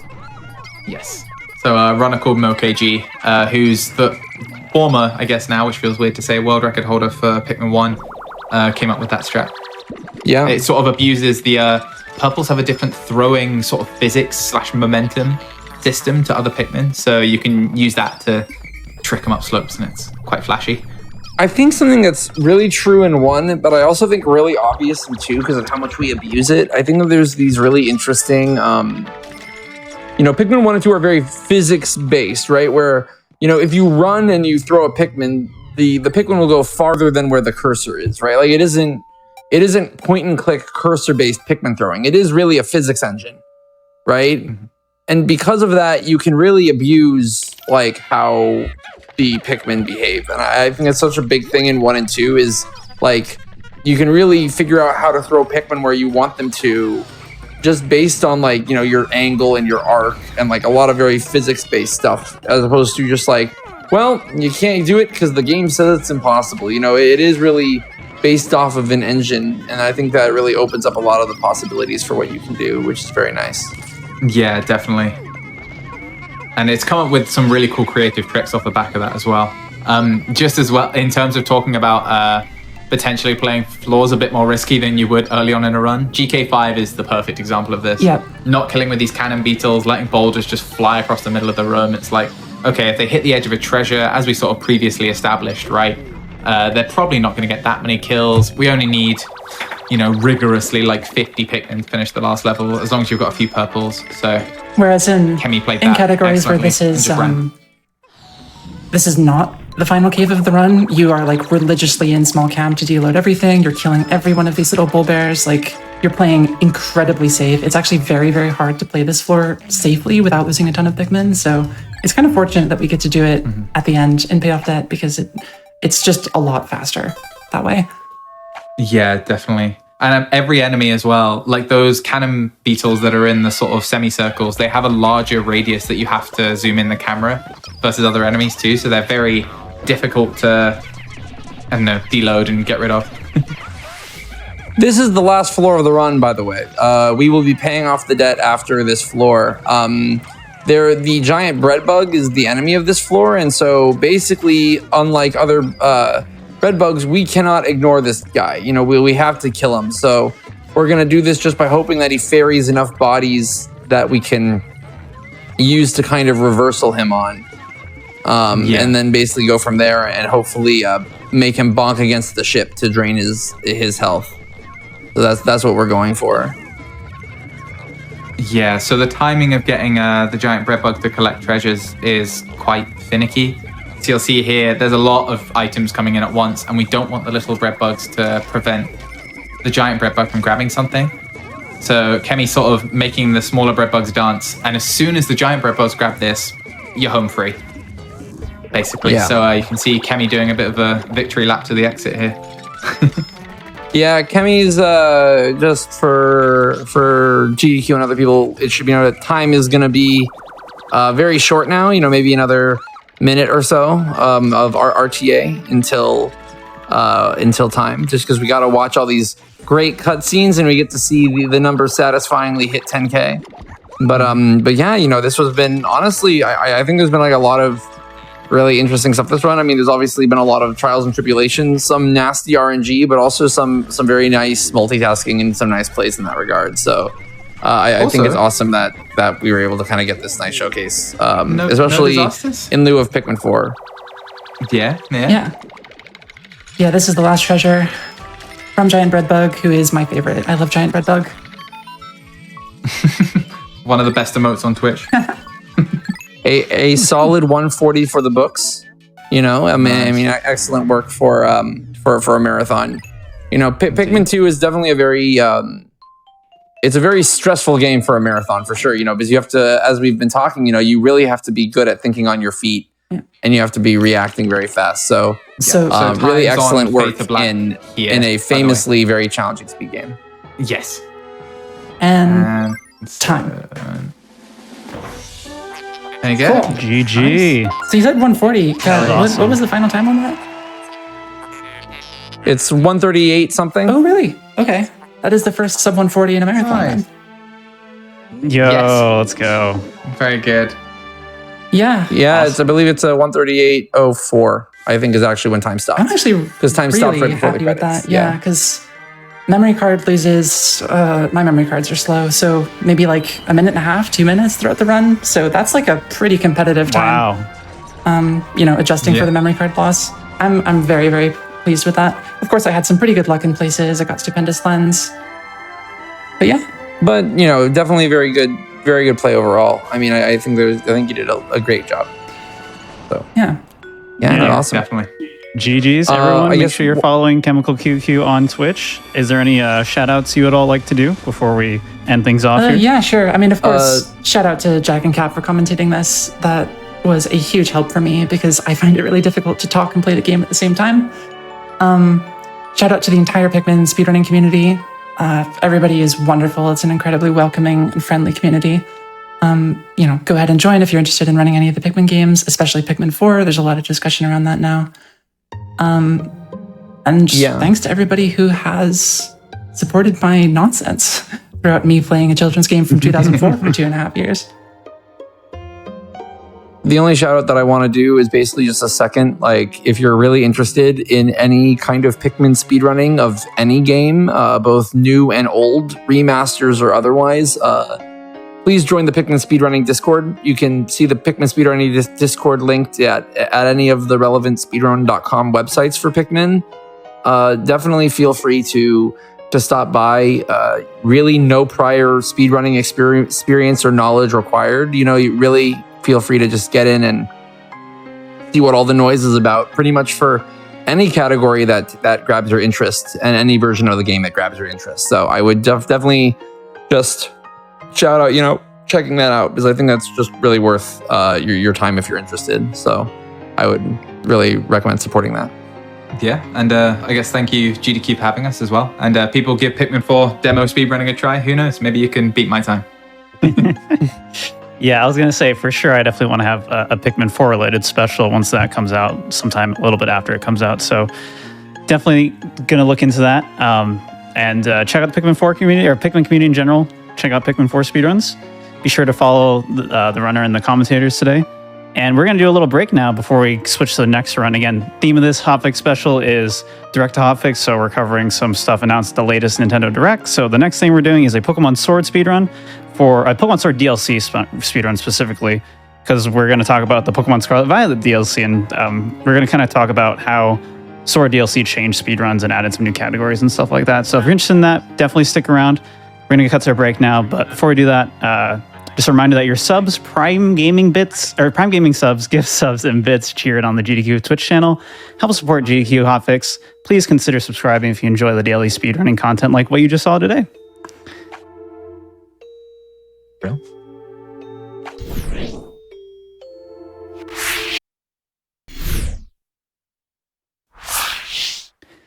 Hello, everybody. Welcome back to Direct To Hotfix. This is a mini special I'm doing. My name is Etchi. Basically, we're going to talk about stuff that was recently announced at the latest Nintendo Direct, or recently given more info about. So today, for this run, we're going to be doing a Pokemon Sword DLC run where we talk about Pokemon Scarlet Violet DLC, because it turns out Pokemon Sword DLC, Sword Shield DLC, kind of changed a bunch of things with speedruns, added a bunch of new categories. So we're going to talk about that stuff during this run. Before we get into that, though, I want to have share a couple announcements. First of all, Frame Fatales is Games Done Quick's all-women online speedrunning community. The upcoming event, Flame Fatales, will run from August 13th through 20th, coming up very soon. Schedule will be released July 6th. Go to gamesdonequick.com/framefatales for more information. We also recently had SGDQ 2023 and our Juneteenth celebration. Be sure to check out the VODs for those over on YouTube, youtube.com/gamesdonequick. And if you are watching this on YouTube, be sure to press the like button on this video and subscribe to the channel. Also go to twitch.tv/gamesdonequick if you're interested in looking at our live content starting weeknights at 7 p.m. Eastern and weekends at 1 p.m. Eastern. We are joined today for this Pokemon Sword run by Jordan97 and two commentators, Etikin and Spider C. So Jordan, if you would like to take it away from here, by all means. Yeah, that'd be great. Thank you very much, Etchi. Hello, everyone. So yeah, this is Pokemon Sword, Tower of Two Fists, Guess Urshifu. I think we'll probably be best to just quickly get into the room because we have a bit of an intro, so that'll be a great time for the commentators and just for a general intro more so. So if everyone's ready in terms of like timer, good to count down from 3. So do it. Yeah, great. So in 3, 2, 1, go. Yeah, commentators, I will let you introduce yourself. If you would like. All right, yeah, I guess I'll go first. Hello, everyone. My name's Etiquette. I've done plenty of Pokemon stuff here on GDQ. And I was one of the first people to route this category. But the run you're going to see here is actually quite a bit different than when I originally made it. I'm Spider C. I did a lot of work to reroute this category last year, along with a couple other people's help. I run, in addition to this and the Crown Tundra DLC, I run the single story runs for Scarlet and Violet as well. Yeah, I'm basically piggybacking off both of what they've done. So Jordan, but with better execution. Yeah, debatable. Absolutely. That's debatable at times. Jordan, what does Tower of Two Fists and Get Urshifu mean? This is a lot of words. I don't know what this all means. All right, well, Tower of Two Fists is the 2 towers in the first DLC that you can go through once you have obtained. I don't want to spoil the Pokemon, but if you know, you know, I guess. Wait, it's in the title. Get Urshifu.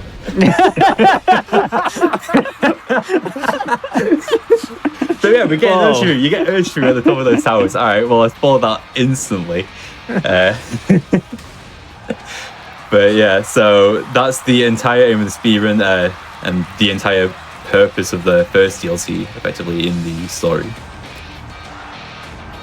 And then, yeah, I guess, Spider, you'd probably be best explaining the Crown Tundra, seeing as you're the runner of that here. It's a little bit. Yeah, so you mean just like the Crown Tundra DLC? Yeah, just in general. What it looks like? Okay, so with that DLC has, that's the second DLC for Sword and Shield. And the interesting thing there is that unlike in Isle of Armor, which somewhat scales to your level, Crown Tundra, everything is just level 60. And there's a fight that you need to do before you can enter, but the game lets you lose that fight, which is something that the very fact that you can lose that fight allows this category and a few other ones to work differently, and 2 other categories to exist at all. And so it's just very interesting that they decided to let us do that, and it's definitely opened up the game a lot. Yeah, I was very surprised when they just let you through there, like just from effectively the beginning. It kind of makes no sense, but in a way, I guess they had a reason, I assume. Yeah, it's really weird because so one of the things that is pretty interesting about the DLC for this game is you can gain access to the DLC areas almost immediately. You basically need to do this sort of intro section. You get introduced to Dynamax, which is the gimmick for Generation 8. And then you're kind of like left to your own devices in the wild area. And at that point, you can just kind of backtrack, go back to your train station, and then head to the Isle of Armor or the Crown Tundra. And it's about 30 minutes of gameplay. It's a little bit less in the speedrun. And because of that, the first DLC scales to your level. Well, it doesn't exactly scale to your level. It's more like if you've beaten the game, they're one level, and if you haven't beaten the game, they're a different level. And it kind of ramps up in difficulty. So it starts at like level 12 or 14, and then by the end of the story of the Isle of Armor, it's around level 25 or 30. And so when the Crown Tundra came out, we kind of expected it to be very similar, and then it was like, oh wait, no, here's just like a level 65 fight. But like Spider said, you can just lose that fight, or you can't lose the fight on the... There's a fight on the way into Isle of Armor that you have to win, but the one on the way to Crown Tundra, you don't. Yeah, that's something kind of worth noting here. So Scarlet Violet is doing the same kind of approach where they're doing the two DLCs, one coming out... I don't think they really gave like solid timelines for when they're coming out, but one coming out sooner and the other one coming out later. And Fall and winter. Yeah. there you go, perfect. It'll be kind of interesting to see what kind of approach they go more towards, because like you just said, Isle of Armor and Crown Tundra kind of took very different approaches for like the scaling side of things. You would imagine they probably go more along the lines of a Crown Tundra route, but Scarlet Violet just being so much different in terms of like the way the game is, it's so much more open. It's like immediately. I guess it is. It's like the same thing where you have to wait like 30 minutes to an hour before you get like full access to everything. But just the structure of the game is really different, so it might not translate one to one. Yeah, and what's interesting, I actually just looked this up to prepare a little bit for commentary. Apparently, it is somewhat... The official website for Pokemon does say that you basically need to begin your treasure hunt in order to gain access to the first DLC, which is sort of like Scarlet and Violet's equivalent to when we're going to gain access to the DLC in this game. So it could be a very similar thing where we can sort of take a little bit of a detour over to the DLC areas and then go from there. Yeah, and I think they were confirmed to be like completely separate areas too, right? Yeah. Yeah, that's what it looked like, at least from the most recent Direct.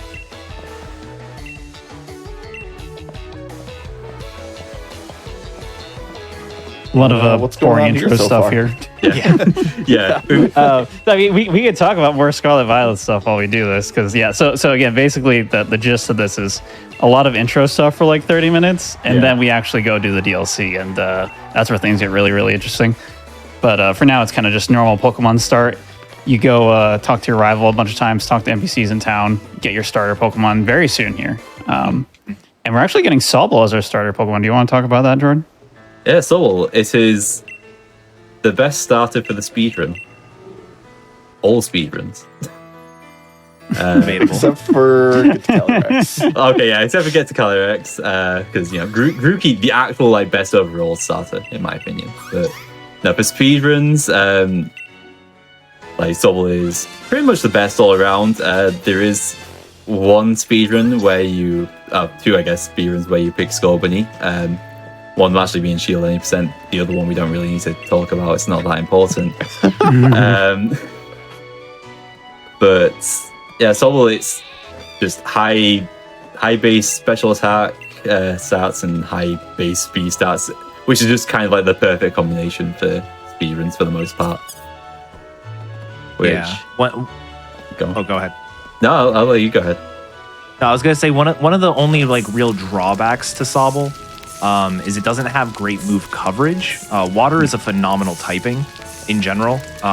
If you look at like all of the other speedruns for Pokemon, the majority of them take the water starter. But like it's bad in Sobble's case where like in the main any percent speedrun, we're not going to go this far because we don't need to beat any gyms. But in the main any percent speedrun, you're using water moves against the grass gym. Like that's how limited your move set is. Like you just have to spam these water moves and hope for the best. There's a route in the game where there's sun, and the strategy is to use Rain Dance so your water moves are still good. That is all you have going for you. And yet it works well. Yeah. But yeah, actually getting into the first fight here finally, and I'm gonna be like keeping an eye on the stats because that's probably neutral attack, I think. That's neutral attack. Looks like yeah. neutral, yeah. Yeah, just about. Hopefully lower. It lines up with the windows. So Yeah. It's neutral. And we're gonna hopefully see whether this is actually an okay solo. The stat requirements are not as high, and that I would say is perfectly fine. 14, pretty good. 14, yeah. 14. Build Can't argue 14. with that. Could be a bit greedy, but nah.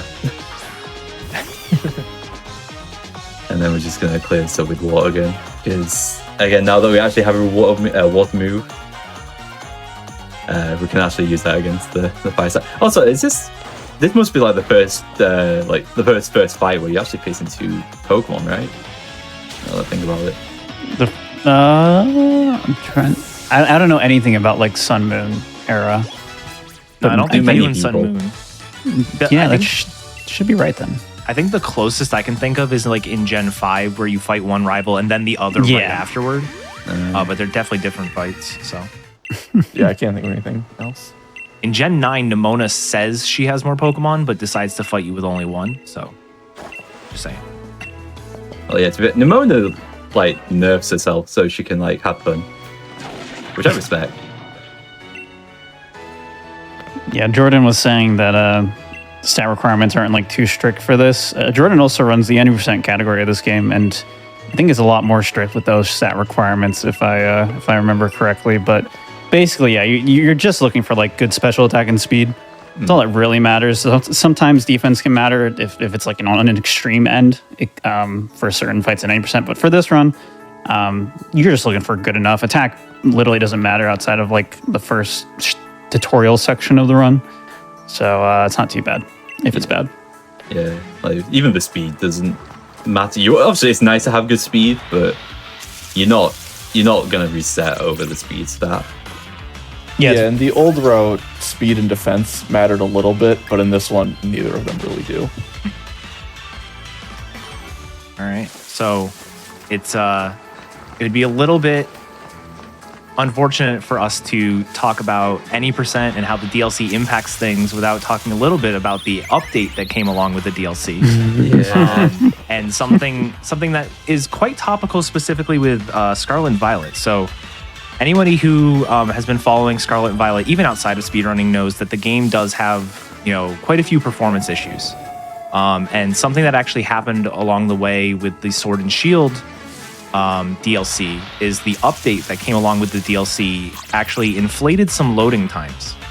Specifically, the time it takes to get in and out of your bag in battle.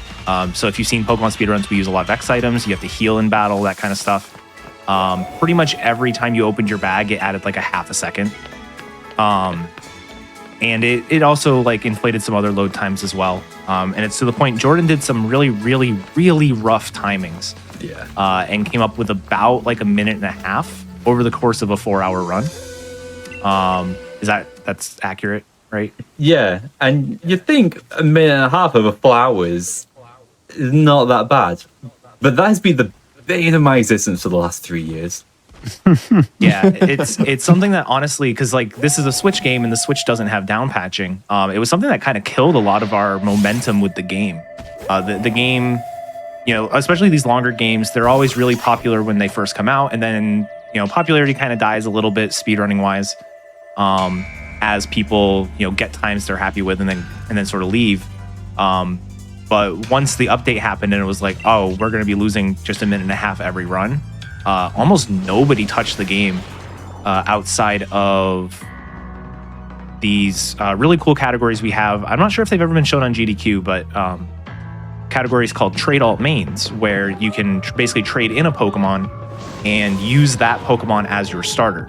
And the DLC basically like really widely opened up the amount of Pokemon we had access to doing that with, because you couldn't just trade in any Pokemon. It had to be somebody that was in the Galar Pokedex. But with the Isle of Armor, it added like 100 new Pokemon. And so you could add, all those different Pokemon to your alt main list, which was really cool to see as well. Also, Home came out like after Sword Shield, right? Yes. Yeah, so that was also a big factor too. It's just you don't actually have to trade with a second Switch. You just use home and just transfer Pokemon in easily, and it's the same thing. But yeah, like once that load time issue started, it did kill the momentum for 90%, but it did. The DLCs did provide a lot of new categories, like what you're seeing right now, and also some like tweaked, slightly different variations of categories. So I guess we could talk about kind of those categories now while we're also still in this tutorial stuff. So, Isle of Armor, the first DLC, the one that Jordan is going to be exploring here today, introduced quite a few different categories. Again, like Etiquette said, expanding on trade alt main capabilities, drawing a lot of interest in that, but created the Tower of Two Fists speedruns, so both get Urshifu and don't get Urshifu, or was it bad ending, good ending? I like the bad ending. I'm not a fan of bad ending. That just makes no sense. It's funny.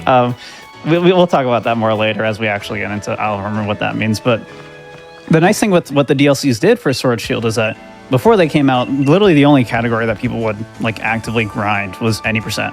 And 90% Sword Shield is over 4 hours long.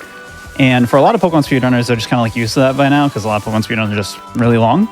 But for people who just aren't into super long RPG speedruns, it was pretty inaccessible and kind of hard to get into it if you weren't able to just sit down and do it for 4 hours.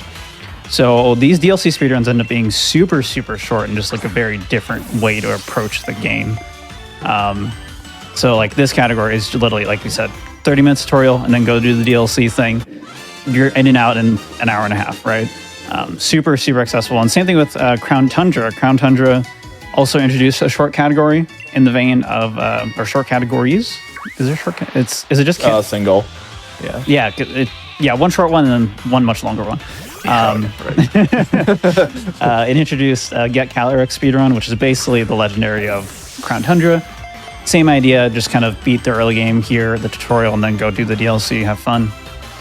But it also introduced two other different categories. One, which was any percent with DLC, which is basically in Crown Tundra, you can just rush and immediately get a level 60 Pokemon, 65 Pokemon, and you can just go back to doing the 90% story. So you do this little detour, and it turns out it's like barely a few minutes faster to beat the game if you use the DLC Pokemon, and you get lucky with it because there's a lot of variation because you don't really have control over which DLC Pokemon you get. So like world record for that is like 6 or 7 minutes faster than the current 90%. And then there's also a much longer, kind of like a pseudo 100% story speedrun called Galarian Star Tournament, which is basically just completing all the story across all the game and the DLCs and all their post games and yeah, the post game stuff, all that. So the DLCs ended up creating a lot of different speedrun options for people if they wanted to do more or less. It became a much more kind of digestible speedrun, and I think the DLC speedruns ended up becoming pretty popular, especially with 90% losing so much momentum due to the lag introductions, for sure. Yeah, and I think even disregarding the lag and like the sourness that it put on the 90% category, I think almost every one of the non-90% main categories are better for me personally than 90% was. Like even the Galarian Shield. Well, I mean, but like Galarian Star Tournament's like a 7-hour run. It's still really fun. And then you've got all these shorter categories that the new routes are definitely better. Back the route that I had for this particular category was not necessarily the most fun because of a specific section later on that you're going to see a really cool way that we get rid of it. And no Onyx anymore either. And no Onyx anymore. That was a huge thing. So yeah. I think it's also just worth mentioning, like, Garth did a lot of work on that route as well. Yes. So, like, fair play to Garth doing all those calculations. Did you, like, because you did some calculations as well, right, Etiquette? It was in different areas. I basically had come up with the base route behind it. Garth did a lot of the, like, how many pink blobs are you killing and stuff like that. We'll get there, don't worry. But yeah, it was definitely a group effort at the start. Like the funny thing with the DLC was it was kind of like that initial like when a brand new Pokemon game comes out, it's always super fun to like try to route. but because the update had like kind of ruined things, a lot of people just weren't into the DLC speedruns. So it ended up just being like one or two of us that were actually doing it. At least from what I can remember. I'm probably forgetting somebody, but yeah, Garf was big on that. I had an initial route that like tried to use a Zorua. It was a whole thing. But yeah, so we are finally almost done with the tutorial section here. Jordan, why did you catch 2 Wooloos? So I caught 2 Wooloos because the aim effectively for we have a fight coming up against Hop again. The aim after that fight is to be level 11, or at least before we go to the wild area, we want to be level 11 so that we can then use a rare candy to get to level 12. Those 2 Wooloos works out very conveniently that they spawned the last 2 spots. But catching those 2 just allows us to get to level 11 at the end of that hot food fight. Gotcha. So that was, again, very convenient. Also, the fact that the first one was level 4 and I just went into the other Wooloo hoping it would work out. And it did, so yay. And the reason why 11 in particular is so important is because Sword and Shield have an interesting change to the catch formula that is only in Sword and Shield and BDSP, I believe. Yep. And basically, if you are trying to catch a Pokemon that is higher level than you take a massive penalty. Oh no! They were in my usual walking path, and I realized way too late. We'll have to be careful as well, because that Yamper is going to be right there as well. So yeah, just be sure to go around them. But yeah, so you take a big penalty to your catch rate, which wouldn't be too big of a deal, but in order to enter either of the DLC zones, the game requires you to catch a level 12 Slowpoke. So we really want to catch that Slowpoke with a decent catch rate. If you are on level with it, then it is a 55% catch at full health of the Pokeball. If you are lower level than it, then it is a 9% catch at full health with the Pokeball. It's so absurdly, like the penalty is so high. Yeah, and yet we still try and take advantage of that in Shield 90%. Yep. Yeah, that's one of the big things. Shield 90%. There was SGDQ 2020. If you go watch that run after this one, obviously. That route revolves around catching a higher level Pokemon 2.5 hours to like 220-ish into the run. It is a rough time. Yeah. And is this... How much of that mechanic still exists in Scarlet Violet? So in Scarlet and Violet, it's actually really interesting. They actually made this change in Legends Arceus and continued it in with Scarlet Violet. So Scarlet Violet does have a penalty if a Pokemon is above your level. It's not above your level, it's above the level of your obedience. So as you go through the game, you raise your obedience cap. So you start the game, Pokemon up to level 20 will obey, and then you get a badge, so it's level 25, and so on. So there is a penalty. I don't think it's as egregious, and it's also depending on how much higher level. So if you tried to catch like a level 70 Pokemon at the start, it would be harder to catch than like a level 30 Pokemon. Gotcha. And yeah, and like I said, it goes away once you have enough badges for it. The interesting thing about Sword and Shield is Sword and Shield actually has this penalty if the Pokemon's a higher level than you, and it just completely eliminates the ability to catch a Pokemon above your obedience cap, which is, again, a problem with the Drillbur catch in any percent for Shield, because you only have obedience up to level 45, and Drillbur can be anywhere from 42 to 47. So you have to deal with that as well. Yeah, just to make it more fun. Yeah, obviously. Yeah, definitely something that could come into play for the DLCs, depending on where... they probably won't make any more changes to that mechanic still, but it could be a factor if it makes more sense to catch a higher level Pokemon or something, like switch mains. and maybe come back to the 80% portion of the game to beat the game faster like we do with 80% with DLC and Sword Shield. So Yeah, it'll be interesting to see what levels they put the Pokemon at for the DLCs. Yeah. Especially the first one, if you can access it immediately after starting your treasure hunt. Yeah. Yeah. Something that's interesting about Scarlet Violet compared to Sword and Shield is in Sword and Shield, we mentioned earlier, the wild area gets scaled up in level once you've beaten the game. So normally, like, it's got this more progression based where it's like, oh, the first area of the wild area is like level 7 to 10, and then by the end of it, it's level like 45, almost level 60. And then when you beat the game, everything got scaled up to level 60.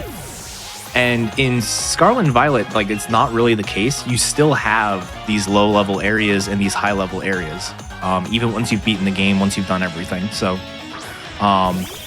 it'll definitely be interesting to see, because like with the Isle of Armor, you can tell they definitely tried to have some sort of level scaling. You've got like level 15 or so in that first area, and then by the time you get to the Pot Bottom Desert at the back of the region, those Pokemon are almost level 50. So it'll definitely be interesting to see how Scarlet Violet handles it. Jordan, this double Wooloo strat is so good. I never thought of that. It's very convenient, like, but obviously, like, so I think Wooloo spawning in Route 1 is 15%. Is it 15? Yes. Yeah. So, and then like you need to work out where you get two of them. I never did the math for them. I know for, I think it's for Wooloo not spawning. I think it's something around 5%. No, that seems 5%. too wrong. It's something that's like you expect Wooloo to show up, but 2 might be a bit of a push. And they just don't. Oh yeah, they never there's do. a lot of spawns there, but it's not like ridiculous amount of spawns. Yeah, There's 8 slots, yeah. 8. Yeah. So if it's 15%, let's see. Yeah, I know I did the math at one I'm pretty point. sure it's 15. If it's 15% to spawn, not seeing one is about 27%. Okay, so you'd expect to see one. That sounds right. Yeah. I believe that, sure. Because I did 5% was way Wooloo- too low. I feel like Yeah. there are stretches where I don't see Wooloo like ever. Oh, for sure, yeah. Because I did a Wooloo alt main of this category at some point, which is actually really fun. Oh, that's another thing that actually happened more recently with. We'll obviously be talking a little bit about how the route used to be and how the route currently is. On the way to making the route the way it currently is, there were a lot of alt mains for this category, which is something that Pokemon like almost never saw. We had alt mains to like beat the game, but never any of these side categories. So it's been really cool to see that as well. Yeah, Yeah, that happened because I wanted to keep running the category, but I didn't want to try to beat my PB. So I just started routing weird things, and then other people joined me. It was a lot of fun. yeah, that's a good thing with. I mean, like all video games have this, I guess, but like especially with Pokemon, if you just have an idea, we can make a board for it, and like as long as you like have done a run of it, like pretty good to go on that end. All right, we are finally finishing up the tutorial stuff. We're about to enter the wild area, which means you can actually start the DLC very, very soon here. Yeah. So, I was just gonna say really quick before we get there. One thing that we used to do that this double Wooloo strat, as well as some of the other reroutes, sort of eliminated, is in order to get to level 12 to make the Slowpoke a better catch. We used to go fight a high-level Onyx in the wild area. It was something that we would have to two-shot, if I remember right. Most of the time, it's a Yeah. two-shot. Yeah, most Can of the be a time it was a three. two-shot. It could one-shot you with one of its moves. It could two-shot you with one of its moves. And it could also paralyze you. And so it was like this really volatile, like even on PB runs, you save before it just in case you get, unlucky. It was one of those, like, it's better than a coin flip, but it doesn't feel like it in the moment. But now that is gone, which is awesome. Yeah, it was like especially when you're going for like top end times, having that 30 minutes in, and then like the pink blobs are like an hour Yeah. 10 in. And then you still had quick draw, and you still had all of those things. I'm surprised. Now we just have new ways of. Well, great Honestly, ways to finish runs, hard ways to get record. yeah, it's still nowhere near as bad as it used to be. So thank you, Spider. Thank you, everyone. And Iron Yeah. and Amber and a couple other people that I can't think of off the top of my head. A lot of people were contributing to the reroutes. Which actually, shoutouts to Zypotic real quick because we used to use a quick ball for the slowpoke catch. Zypotic pointed out that there were nest balls in the shop in Motostoke, and we're like, that's so much better because you don't need to do date manips and check dens to get watts for your quick balls. Because the nest ball also was 100% catch rate, I believe. A week later, we stopped going to Motostoke with the reroute.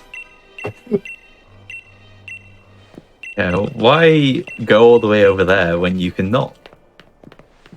True. Walking is slow. If you have not realized this already. Yeah, this is a thing with a lot of the DLC runs, both in the past and I think some still do this sort of thing. But basically, if you go to Motostoke now, you have to do a few fights first, but you get the ability to fly, which is pretty useful, pretty fast in a speedrun context. Yeah. And especially when the DLCs first came out and people were like routing them, a lot of people were like back and forth whether or not, okay, getting fly, taking the time loss for it is worth it, versus no, it's not worth it. Just go straight to the DLC and then go get the fly later when you don't have to do all the back and forth for it. And Jordan's just going to not get it. Yeah. Yeah, and there's even, depending on like how far you wanted to take it, like if you played for an extra 10 to 15 minutes, you could also get the bike. And so it's like, is the bike worth it for some of these? It ends up obviously, like, especially now, these are absolutely not worth it, but there definitely were a lot of water those bike decisions. glitch. Then you're in for a good time. Here's Clara, one of the DLC characters. She's the Sword exclusive character. There's a version difference here. Clara versus Avery, the Shield exclusive character, have different fights as a result, so the run ends up being a little bit different. Yeah, she is poison type, where Avery is a psychic type. Well, psychic type trainer, not themselves. Yeah. And who cares? Yeah, Because the slow interestingly, Slowpoke In looks a the, little funny. in the old route, I believe the Avery fights were worse. With the reroutes, I think they're very comparable. Oh, there's the 55% starting off strong. Yeah.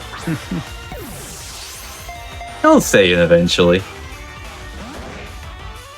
Eventually. You have like 25 Pokeballs. It's Yeah, we're fine on this end. Like we should, if we run out of Pokeballs, something has gone wrong. I think Yeah, the slow poke will always Nice. knock you out before you run out of Pokeballs. I forgot. Do you have to catch it, or is it like one of those like You get have to forced catch to it. Catch it. Okay. Yeah.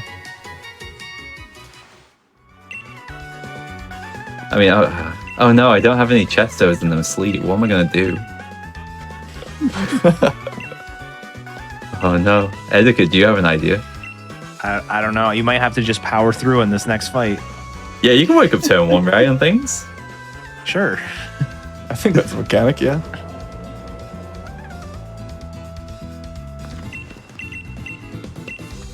I'm making sure I do not go to.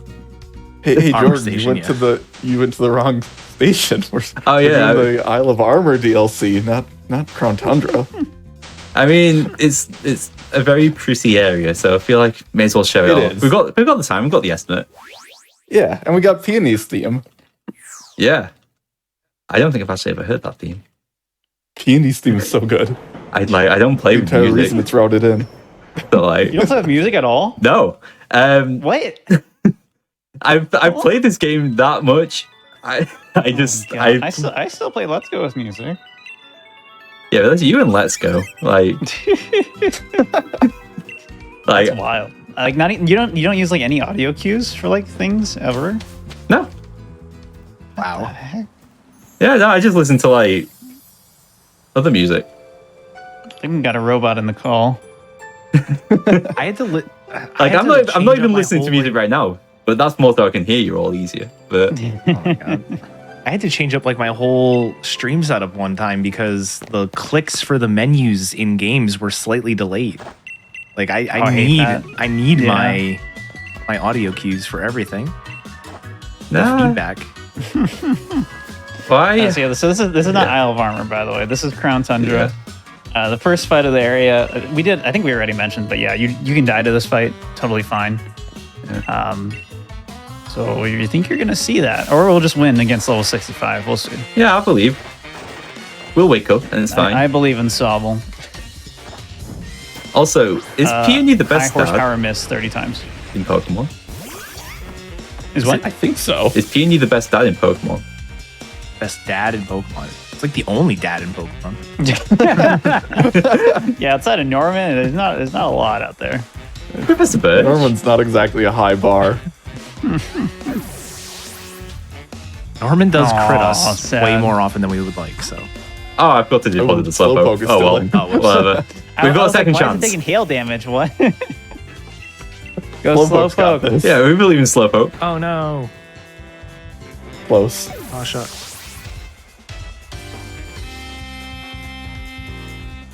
Yeah, the fact that you can lose this fight quite literally opens the door to two whole categories and routing changes for two other ones. 3 categories. For Oh yeah. get to Calyrex. Oh wait, no, it wouldn't really apply for.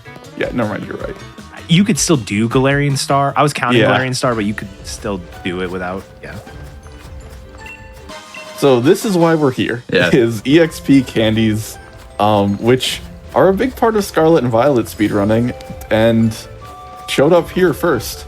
Yeah, I was gonna say They're this is not- a huge precursor to Scarlet Violet, where you just run around and find a ton of candies. That's literally what Yes. you do in the Scarlet Violet speedrun. Is just run around for an hour and get candies. Yeah. A week before Scarlet and Violet came out, I jokingly tweeted that I was going to be looking for EXP candies because I had just finished doing a bunch of stuff with this category. And so Scarlet and Violet is my fault. You're welcome. I just hope the DLC adds an EXP Candy XL somewhere on the map. That's all I want. I will go to that DLC. We'll make a whole category just so I can skip picking up like 2 items. So that first medium candy that Jordan got was guaranteed. That one's there every time.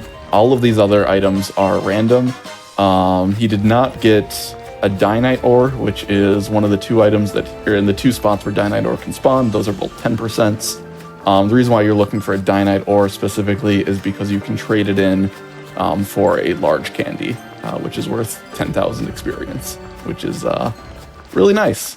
So now, because those other ones didn't work out, he's going to check this one and hoping to see either a 15% large or the 5% extra large. Extra small. Extra small. Close. Close. Was It's only like a 10,000 experience difference. No biggie. Where's that raid? There's- I thought there was a raid in somewhere, but I don't think it was around here, sadly. So, there's one in that main bit. Otherwise, I have a candy backup. It's not the end of the world. Oh, it's over there. Yeah, that's too far. Oh, I don't actually know how to raid manip. Yeah, I don't think there's any raid dens here. Okay, cool. I'll just go to the backup because the alternative is walking for 3 minutes. Yes, there is a guaranteed large candy, but it's a 3-minute walk, which is a bit unfortunate. Yeah. Snowball, huge pickup. Yeah, 2. Have a snowball fight with Yes, myself. let's go. I will say, Scarlet and Violet did, That's some things that we all don't necessarily agree with. The fact that you don't stop when you pick up an item, hands down, best thing they've ever done. I think it was 5. Yeah, so that rare candy that Jordan just got there at the end, that one has a 59% chance of being a medium candy as well.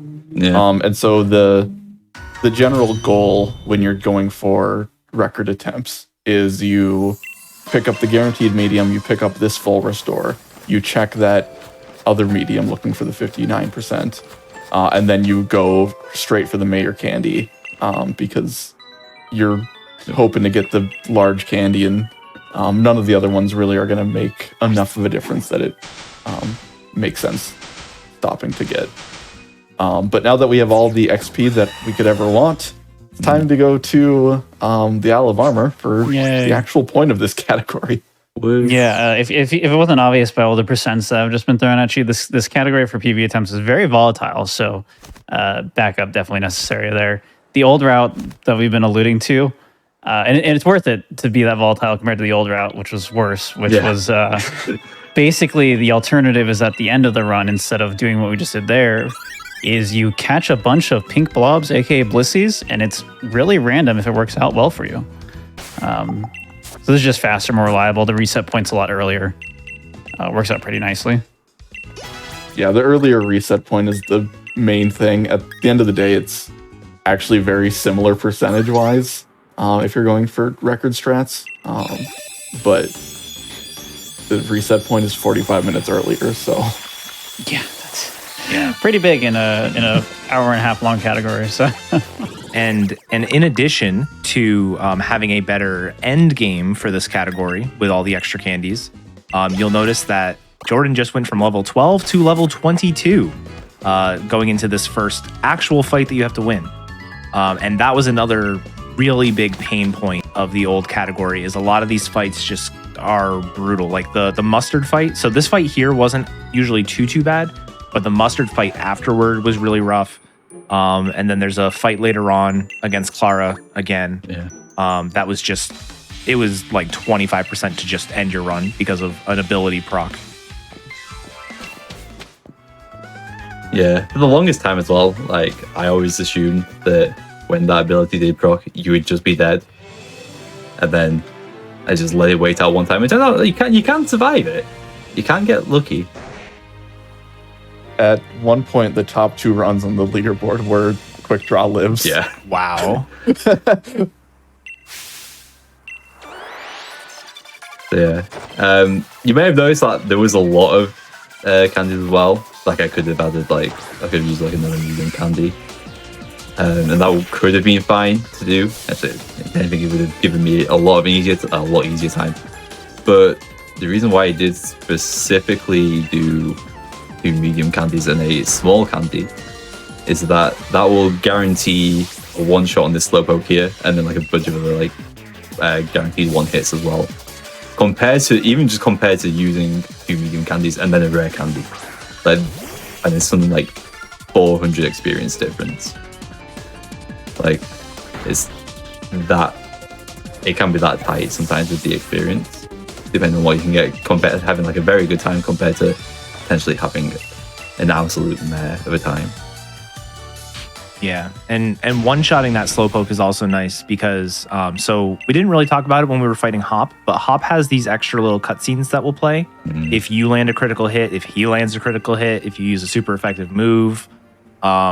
And Clara actually has a lot of the similar cutscenes, and she has one specifically if you take, the first time she deals damage to you, she's like, ha, that's your first damage on the island or something stupid, I don't know. And by one-shotting both Pokemon, you don't ever see that little cutscene, which is really nice. Yeah.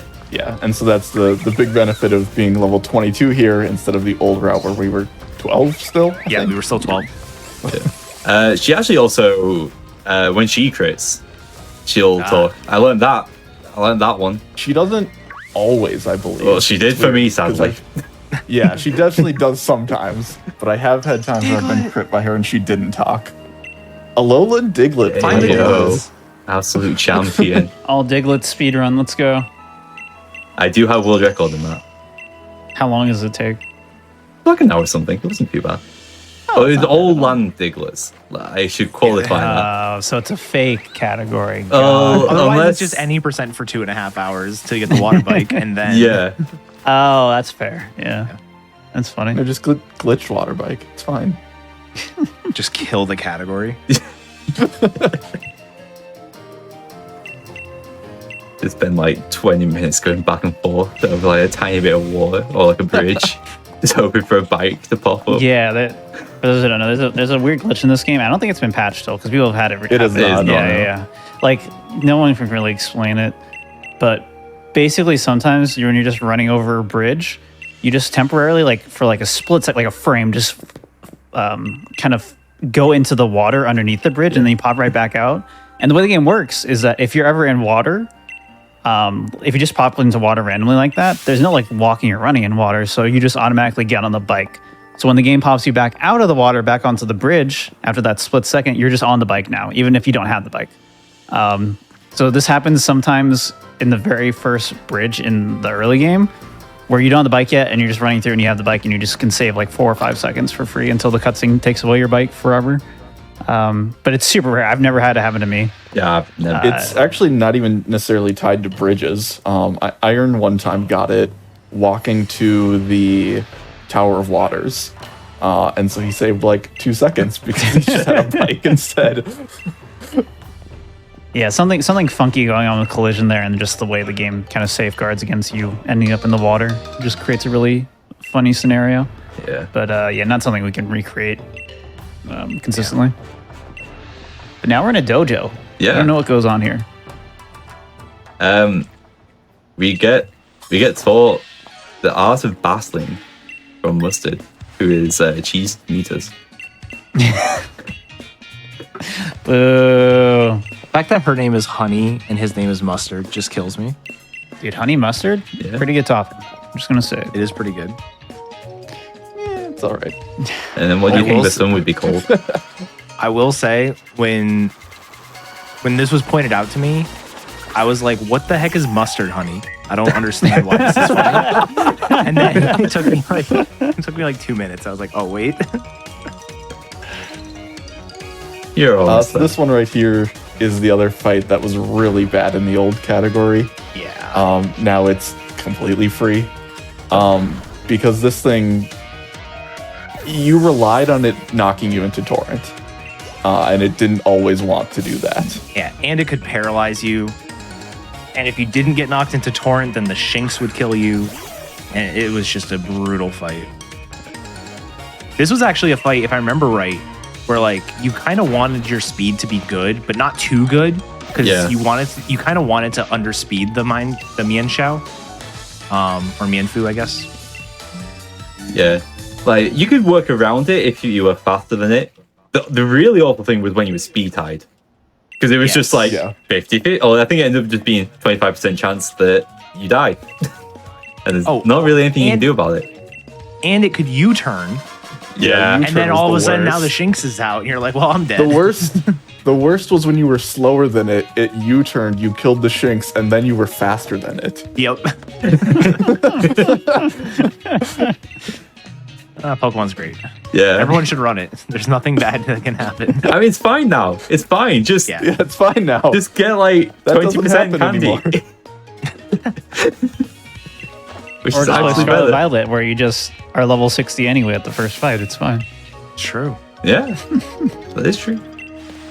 All right. But yeah, so after this mustard fight, we now have to go through 3 trials. I forget what the game actually calls them. The first trial here is to get the dojo uniform back that was just stolen by these rascally slowpoke. They aren't so slow anymore. They are super fast, actually. And this is actually one of the reasons I'm assuming it's raining in Soothing Wetlands. Yes. Should be. It is. How did you make sure it was raining, Jordan? I picked a date, which this date happens to be the 19th of August. The year does not matter for any of this. But with with different days, like the weather is predetermined for each day. So conveniently. T-Pat in shambles. Yeah, T-Pat in shambles. So just pick a day where it's raining there and you pick a as like it was mentioned before, we used to need a quick ball, so we used to set it to the day before, which was the 18th in this case, so that the date would roll over to get that quick ball, but that doesn't matter now. Hence why normally most swords and shield speedruns are actually set in the at night time, whereas this is actually kind of dawn, I guess, because I think it's like 6 a.m. that the clock was on. So Yeah, the other interesting thing that came up with the weather was when we were doing the alt main runs, this category that I mentioned, is trying to figure out what days were best for each Pokemon. So there was a lot of trial and error of picking dates and seeing if they worked or not, checking the weather. Yeah, because I think to be fair, we know that the days are determined. I don't think anyone's gone and figured like what the actual weather is for every single day. Like no one's automated that, so we still have to find it. That's how we want it. And that can stay not the facing blue away. one. Okay. And I can not ruin didn't that see you. goldfish either. Those things will charge you. Yeah. Yeah. Some of them. And it's Some really of them. funny. Well, yeah. So the static ones, the ones that are like higher level and just static, they will not charge you. But the ones that spawn randomly in the grass will. So here we picked up. Sorry, go ahead. No, you go for it. I was going to say the same thing. I was gonna say we picked up Muddy Water, which is a really strong water move with 90 base power, especially for this level. However, it does have an accuracy of 85, which is a little unfortunate, but it's definitely good enough to where we take that possibility of missing. Yeah. Yeah. If you know the move Surf, it is Surf but balanced. That's actually another important thing kind of to bring up too in relation to Scroll Battle DLC is like both this DLC and Crown Tundra kind of just throws a lot of like different items at you that you just would never see given out for free just randomly on the floor in the normal game. Like any percent is super stingy. Like the base game is super stingy about giving you TRs like Muddy Water there. Or, like Surf is super expensive to get in the normal game, but you can get it through the Chromatic here, which is a little bit more reasonable. So when these first came out, you saw a lot of people experimenting with things like Muddy Water and 80% or Chromatic, Surf and 80%. And just messing around with the other items available. The same with Crown Tundra. You can get like mints to permanently set nature in Crown Tundra. They're just lying all over the floor everywhere. That was a big change up because that was normally like a post-game item for base game. So you would just never have it at any percent and just became an option for any of your runs that you were doing or for setting up an alt main run because you could just force it to be a good nature for your run. And speaking of, there actually is a mint about 20 feet away from Jordan right now. There is a guaranteed serious mint, which is a neutral nature, which is very good to be able to force when you have a the second Pokemon that we're using when it's not good. You can just pick up that serious mint and force it to be neutral. It doesn't matter nearly as much as it used to, but it's still nice to have the option, at least. Yeah, fun fact. When I was like coming back to this category, I always let the date roll over, so that mint would change. Yeah, I haven't just. Oh, it does that. Yeah, I didn't know that. Yeah, it does. I changed to. It was still like an alright nature, so it was fine for me. But I think it was. Actually, it might be on this save file. I think it was lax. Okay, I never checked that mint after the date rolled over, so that's news to me. Yes, but we missed the first Muddy Water earlier. That was fun. And then it disabled me the next turn, but I called it. Yeah, that's something you got to do. You can get Yawned. Yawn is a move that will put you to sleep the following turn. Assuming you didn't like get a new status that turn. It can Confusion.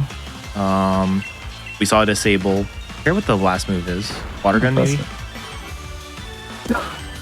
Oh no! Oh my god. You might want to start growling this. I don't want to growl it though because it's gonna take longer.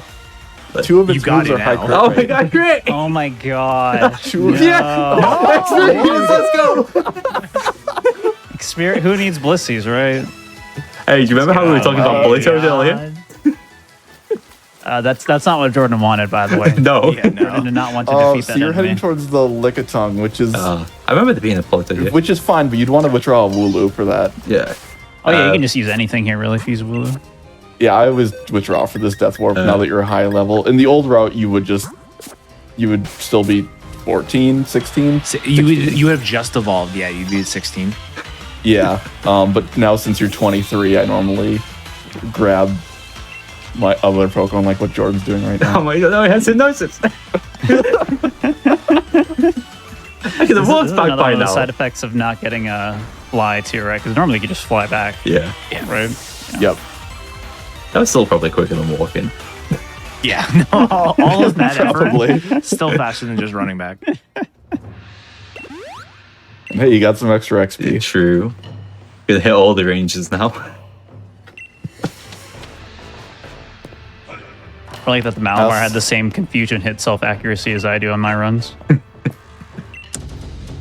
right. So now we get access to a very important choice, or I should say, used to be very important choice. No longer matters. Am I right? Yeah, it doesn't matter. Does not matter. Yeah. Yeah. It. But I mean, there's a correct choice. There is a correct choice. Yeah, there is a correct Squirtle. choice. It is Bulbasaur. Squirtle. Squirtle. No, Squirtle is 100%. Chat, please vote. Squirtle No, no, versus no. Bulbasaur. Bulbasaur is literally the better choice because you use it to Death Warp, but it has lower. You can Death Warp off a Torkoal then. All right, that's fair. Squirtle's cute. No, you can, I'm pretty sure Torkoal is terrible still. Torkoal is very bad to Death Warp against, but you can do it. Yeah, Bulbasaur used to basically be required in Sword, Sword specifically, not in Shield, because it is a poison type. But we will tell you why later. Yeah. It's sad we don't get a pick Squirtle. I do like that Etchy asked for a poll in chat, and the first response was Etchy saying Squirtle.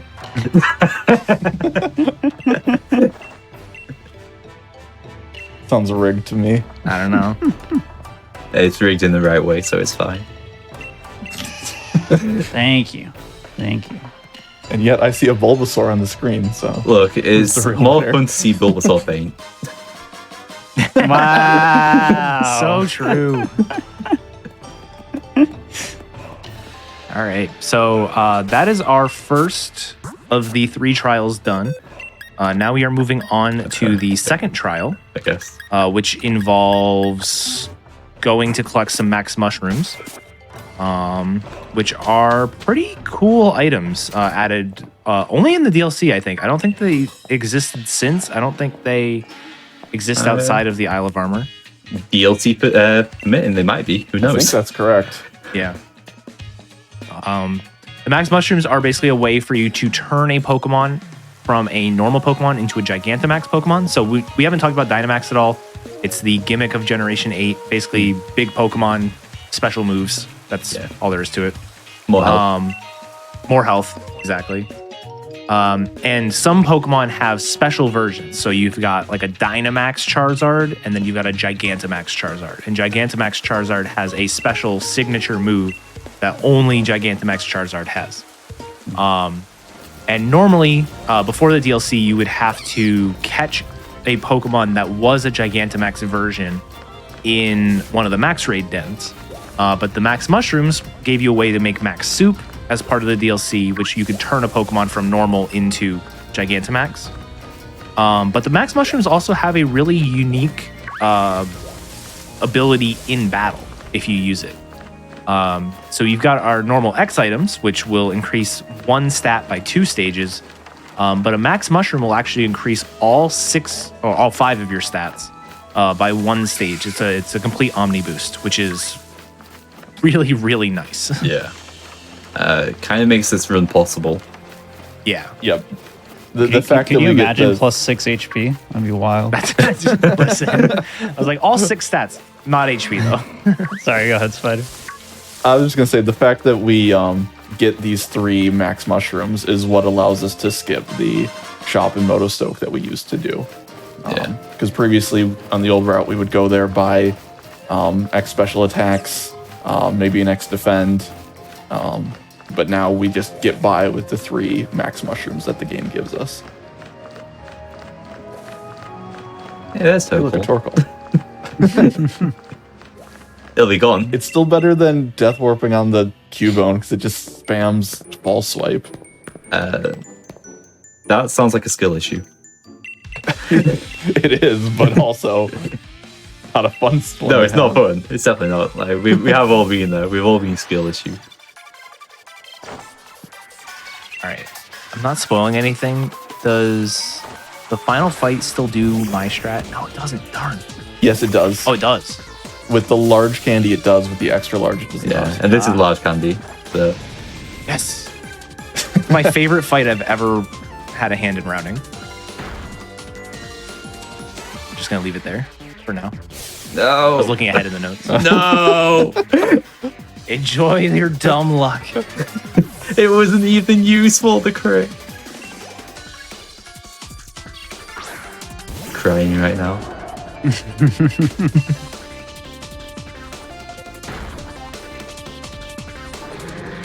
So yeah, we're just going to hit Muddy Water hopefully every single time.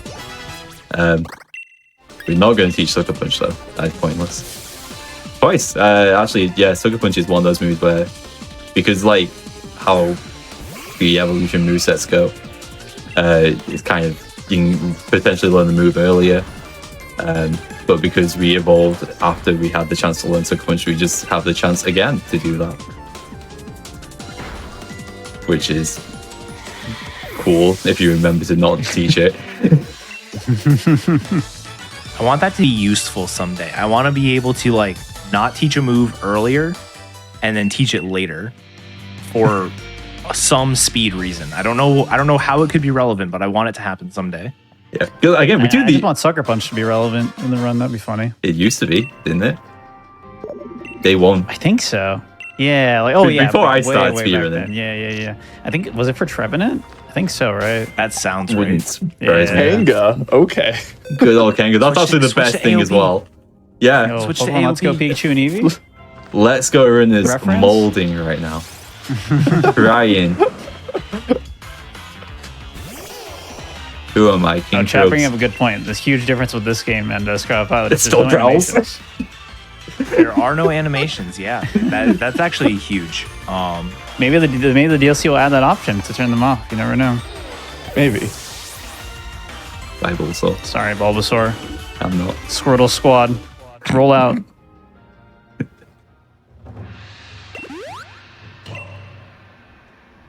So now that we've gathered the max mushrooms and Death Warp back to the dojo, Yeah. we've completed the second trial, Woohoo. which means there's only one left to go. After a bit of cutscenes. Yeah. With some of the best dialogue in this, to be fair. Oh yeah, the dialogue is what keeps you playing this category. Then slow down, man. Yeah. You're mashing so fast. One of my favorite Like you're doing lines. a speed run. One of my favorite lines in all of Pokemon is in this section. So in this section, Mustard is basically cooking the max soup. The soup that's going to change a Pokemon from a Dynamax version to Gigantamax. But is apparently okay for people to eat too. So that's what we're going to go ahead and do here. Yummy. Yeah, that's called saving time. Cooking one meal. Yeah. There'd be an extra cutscene probably for another meal, I'd imagine. You enjoyed the max soup. You feel the Dynamax energy. No, you don't. It's just so silly, fourth wall breaking, but Yeah. Yeah, It's they did good. a lot in this DLC. That's not a theme in Crown Thunder at all. yeah. Crown Crown Thunder Thunder is is very amazing. serious. No, Compared- Peony is hilarious. Yeah. He's very funny, yes, but the legendary parts of it are like a bit more like Yeah, that's in fair. line with regular Pokemon writing. Ignore all the other berries. Where'd you get Ice Beam? I defeated Darumaka raid. Oh, Just to get more candies.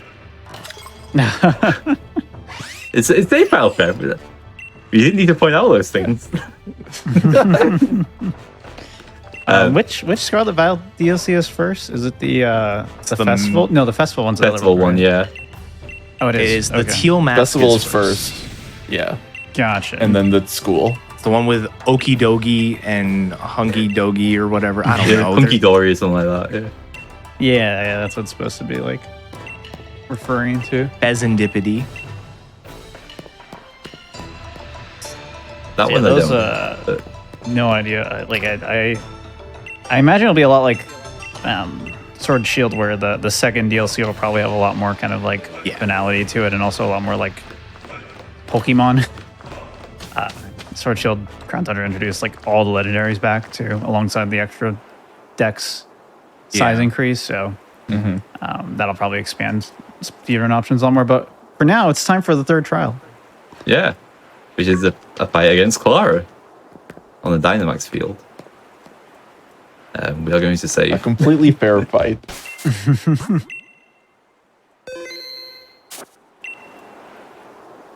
Yeah, like. So Jordan, Oh, go. go ahead. No. I was just going to say this fight was a nightmare in the old version of the route. It's still a nightmare now, to be fair, but it's not as bad. And why is Now that? it mostly will just lose time instead of Yeah, it's most. killing your run. What's it? Do you want actually, what are my IVs? Mm-hmm. Do you want to try a non-Dynamax version? I mean, I have never seen the non-Dynamax version, so Yeah, and I've never done it either. okay. I saved. It's fine. Yeah, this fight's Good very shot. interesting because Clara cheats. Yeah. Avery what cheats is- as well, but Yeah, they Clara's cheat is in a bit- different ways. A bit Yeah. meaner. Yeah, this is why we lead the... Oh, all of you used to lead the Bulbasaur. You don't normally do it. Now I did this time because I want to try and give you a bit more of a chance for this. But also, it's just... You guys see Bulbasaur Yep. faint. Yeah, so Toxic Spikes normally here. Yeah. Just poison your Pokemon automatically. Bulbasaur kind of eats that up, so it's all good. And then, unfortunately, we do have to set up a couple turns here against the Skorupi. Skorupi has a move called Poison Fang, which is 50%. Yeah. Literally 50-50 to poison Hey-ho. you. Good start, though. Nice. That's why we equip the P.E.K.K.A. Berry, which will heal off the poison, gives us basically 2 chances. And then Well, now we're all set up. We should be good to go. Yeah. We used the Muddy Water this, which was 85%. So when you miss that and then get poisoned, that was sad. But we can just waterfall that now. And now we're going to hope. And now you're supposed to Dynamax here. Because And the reason why- Dynamax water moves, in addition to like Dynamax moves just being more powerful typically, as long as you're not poison or fighting type, the water type max move will set up rain. And so rain adds another 50% multiplier on top of your damage. Yeah. So, I mean, to be fair, we hit it was a 10 and 16 range on the Weezing. We hit that. That was nice. It's an 85% accurate move and you went for a 10 and 16 range. Yeah, I've done worse. This is like when the Let's Go notes have like a 9 and 16 Hydro Pump range. It's like, why do I need to know this? I'm not going to do this. Hey, Okay, so Go on. you just don't. You hope you don't get Quick Draw on turn 2. Is that the play? Yeah, pretty much.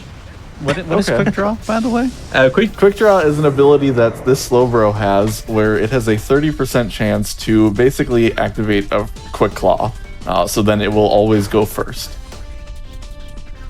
Yeah, actually, nice accuracy accuracy draw, job. but on Max moves can't miss. yeah. Battlefield got weird. Battlefield is weird. Yeah. Yeah. Wow. Not even punished. First Yeah, time. the battlefield getting weird there was because of Psychic Terrain. Psychic Terrain is actually how Avery cheats, which is way less of a thing. Just because all Psychic Terrain really does is make his Psychic moves deal more damage, and prevent you from using like priority moves, and that's about it. The Toxic Spike cheating is way, way more egregious. But yeah, that is all the trials done as well at this point. Congratulations to us. And the reward for this is how must I put it? The secret armor of the dojo. I think so. Yeah. Something along that lines.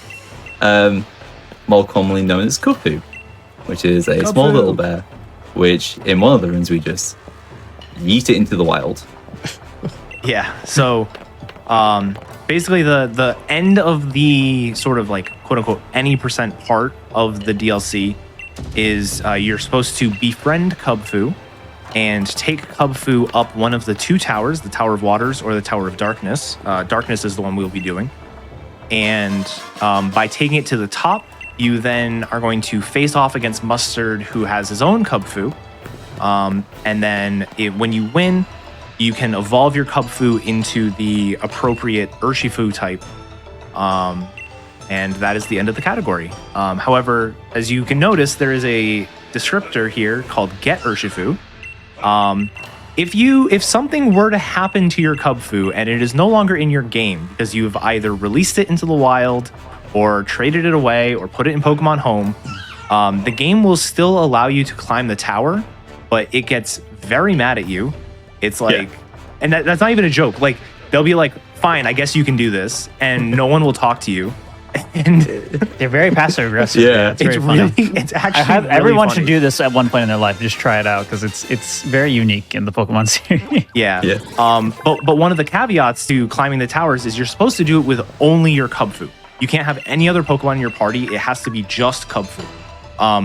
But if Cubfu is gone, then you can, in fact, climb it with any Pokemon, which is why the don't get Urshifu category, which just involves getting rid of the Cubfu right now and climbing the tower, is quite a bit faster.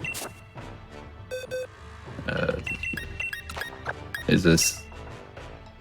I don't think it's. Nice. It's very good attack. The speed's not great, but it's probably It's not fine. a runnable Eevee. It's fine. All right. Speed shouldn't matter. So this was over. Actually, could. Sure. Did you ever pick up the item? We'll do it at the third Vista. Yeah. Oh, right. I forgot about the vistas. Oh, man. I said befriend Cubfu. That's like a legitimate thing, by the way. Yeah, the Cubfu trials, I guess, is one way to describe them, are interesting. Oh. Yeah, so you'll notice Jordan just went from level 10 Cubfu to level 23. The way that we would do that is we would run around in this open area with grass looking for Blissies. Yeah. And you'd have to kill Nope. like I was trying to show it, and wasn't the person. You have to kill like 3 to 5 of them, depending on like the order you got them and all that stuff, because there's scaled experience. So if you kill like a level 15 one early, then that gives you more experience than if you killed a level 10 first and then a level 15. I don't know. It's all complicated. Shout out to Garfield the Lightning for putting together like this huge document that had like the order of Blissies that you should kill to get to the right level. Now we just use experience candies. We get ourselves up to the right level, and now we're just going to all these little scenic areas to raise friendship with Cubfu, because that is also a component. Yeah, and I technically gave more experience than I needed. I thought I would be able to get to 24 and just teach, what's the move called? Rock Smash. But yeah, no, I just did bad math. So it doesn't make a big difference. It just means some ranges they'll probably cover the speed. I might still grab the Carboss just in case, because Yeah, it's a good idea to grab that. yeah. But yeah, so we're each of these scenic views, vistas, whatever you want to call them. I don't think the game actually has a term for them. They each give your Cubfu a big boost of friendship. I have run into that Wooper before. Yeah. And so when you raise your Pokemon to a high enough level in order to beat the tower, on the old route it was normally about 19. Here it's 21, 22, depending on the candies you put in. You're going to need 3 of the vistas in order to get enough friendship to enter the tower. The reason why the Excel candy saves so much time, in addition to giving you 20,000 more XP, raising you to level 29, I think. Yeah. Something like that. Oh my god. The extra friendship that you get from those extra levels means that you only need to visit 2 of these instead. And so you can completely cut out walking for a minute and a half or so. Yeah. Which, on the best side, I mean, we're gonna need to go over that way to pick up the. Oh wait, did I? I might actually already have the Rocky helmet with this save. I don't remember. Oh wait, no, this is. I didn't, because I actually beat Clara. Part of me is actually surprised I did that. So actually, yeah, no, I still need to pick it up then. But sometimes, well, actually, you don't even need it with the extra large candy, right? The Rocky helmet. Correct. Yeah. So with large candy, sometimes you can, sometimes you might go and grab it after you beat Clara too. It's probably quicker to not, but I'm not 100% certain. Hence why I'm a bit doubtful of it. Shouldn't really matter. The only thing I can One or the think other. is that because when you do because you have that cutscene where you view around, there's no Pokemon that spawns around you, so you have to walk further than compared to just death warping directly after Clara. That would be the only thing, I guess. But that's also just being very, like, counting seconds at that point. Unless you get growled a million times. Like the Kanga tried to doing, or the Kangaskhan tried doing earlier. Yeah. That's why Grookey is such a good starter, because it has taunt when you want a Death Warp. Yeah, that is also just an amazing, cool Pokemon. I like I- Grookey. Yeah, Grookey's solid. I have 2 of them behind me. I don't know if they're visible or not. I can see the top of one of their heads. Yeah. Oh, there they are. Oh, there we There you go. Yep. Yeah, so after this cutscene, there'll be a little text that says that Mustard is going to be excited to see how close together you've... Yeah, there we go. And so that's the indication that your friendship is high enough so that you can go back and continue the story. Yeah. This is a rocket helmet. Which, So we're gonna grab 2 item balls here. Rocky helmet, which will be useful for one fight later on.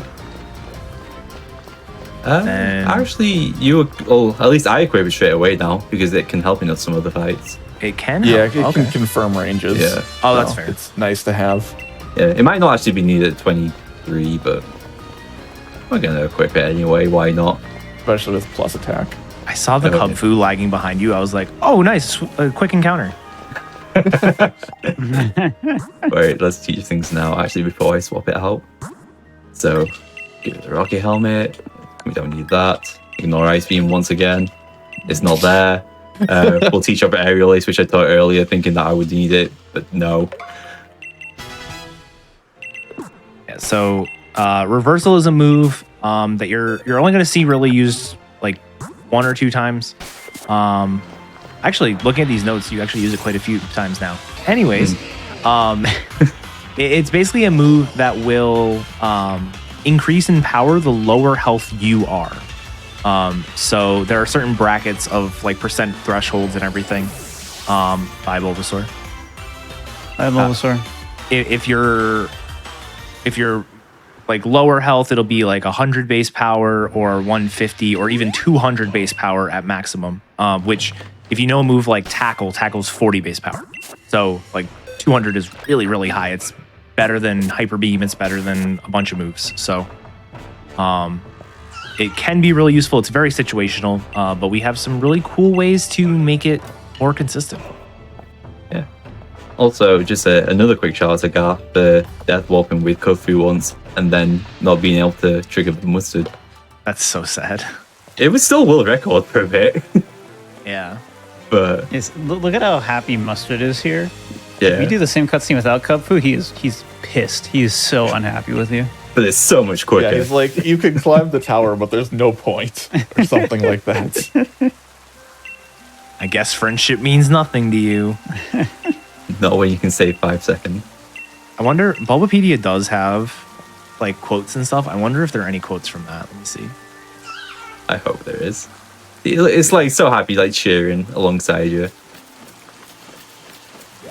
That Buffon doesn't run at you, which is very nice. We'll hope that one doesn't spawn, and it scares me. But this is the last walk. I'm gonna make our way over to the Tower of Darkness, which is the easiest. Like, we're a fighting type, it's a lot easier to defeat dark types, which is the theme of that tower, hence Tower of Darkness, compared to the Tower of, I know you said the name earlier, but I don't remember the water tower Waters. because it's just, what was it? Tower of Water. Tower of it's Water. just- It's Tower literally of just Tower of Waters. Water. Okay, cool. Yeah, Um, it's 45 seconds faster to walk to the Tower of Waters, but we saved that time back with just how much quicker the fights are. Yeah, Wow. I tried looking into it with extra large candies. It still is. It's probably closer, but I don't think it's enough still to justify going to the Tower of Waters.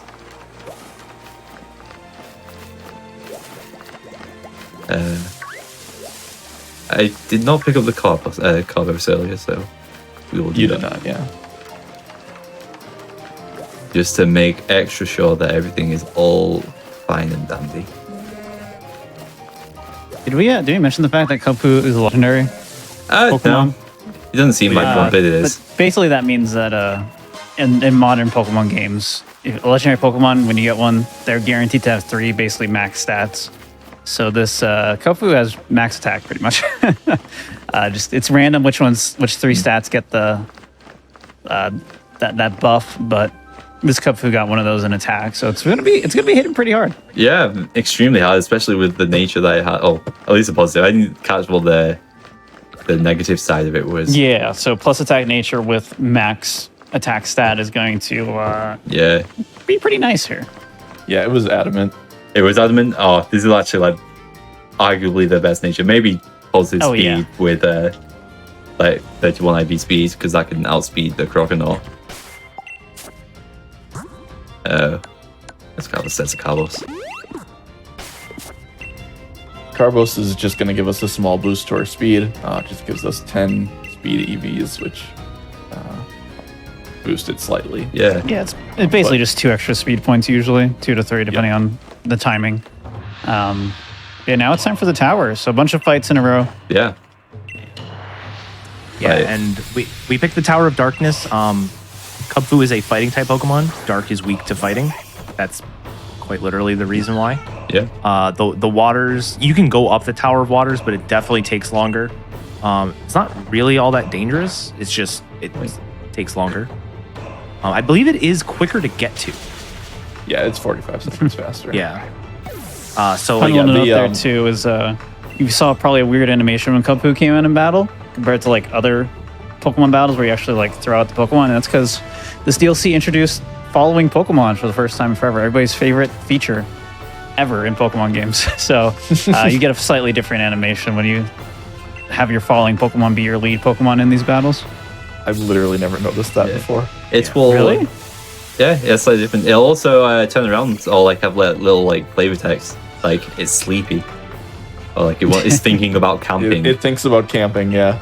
it's thinking about there it camping is. right there. All right. Hit by payback.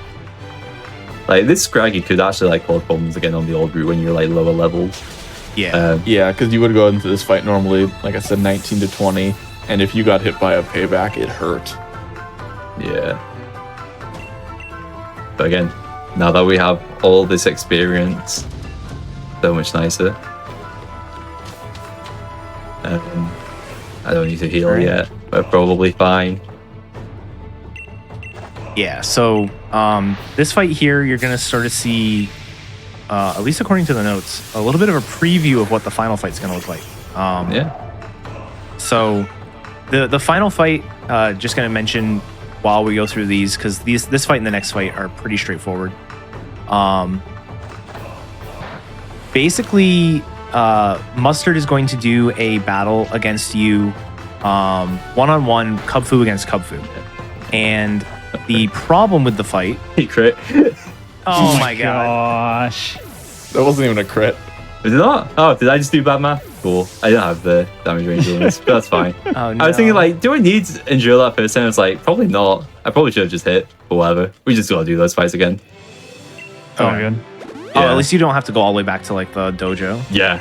Yeah, one time I had a marathon run where I died to the Scraggy twice, so you're still doing better than me. Oh, I mean, there was a marathon run back on the Blissey route when I did this, where, like, I got 2 really quick Blissies, but it had a nickname incentive and I forgot the nickname. So I had to reset and then go. Oh no. And then it took like ages. And then I think I died. That was the worst. Nothing can do worse than that. But yeah, so the final fight is Kubfu against Kubfu. Mustard's Kubfu is going to be level 30, and so you can see even with like higher experience than normal or like than the old route, we're only level 23. And one of the other big problems with the fight is you are dealing with a Kubfu on the other side that has an item called a Focus Sash, which prevents it from being knocked out from full health. So this was actually a really tough point of routing back when we were first doing the category. And what we ended up coming up with is the strategy you're going to see when we get up here. We equip the Rocky Helmet. Rocky Helmet is an item that whenever you take damage based on contact, the opponent will take damage equal to 1/6 of their health, I think it is. Yeah, 1/6. Yeah, so we essentially are going to use that to break the focus sash, as well as reversal, combined with the move endure, which will bring us down to 1 health, giving us maximum power reversal. And so the combination of the chip damage that the Kubfu takes, the fact that it broke its own focus sash, and the fact that we have a 200 base power reversal, is basically going to be able to one-shot the opponent Kubfu. It's a really complicated fight to route out, but there are ways it can go wrong, but they very rarely does. So it's a really cool fight. This is still more powerful here. It's dead. That's what matters. We got it. So true. Yeah, Rock Smash is a cool move. It 50% to drop the opponent's defense. Jordan really hoping for a defense drop there and didn't get it. So And there was a defense I drop. love coin flips. oh, there was a defense drop. Okay. Yeah, which is why I was pretty sure that would kill, but although like with Rock, because I was trying to figure out would Rock Smash also just be enough anyway, but I'm trying to figure out what would have more power, and I just went with reversal, wing it. I don't know what the difference is like when it's 40 to 60. I don't think This many. Crocker Rock is really annoying. It knows protect. Yeah, Like that. Its other annoying move is Sand Tomb. There it is, which is slow. And why? I don't know where I was going with that. Sand Tomb is slow and annoying. yeah. I mean that sums it So up perfectly. May as well teach Brick Break. We have the chance.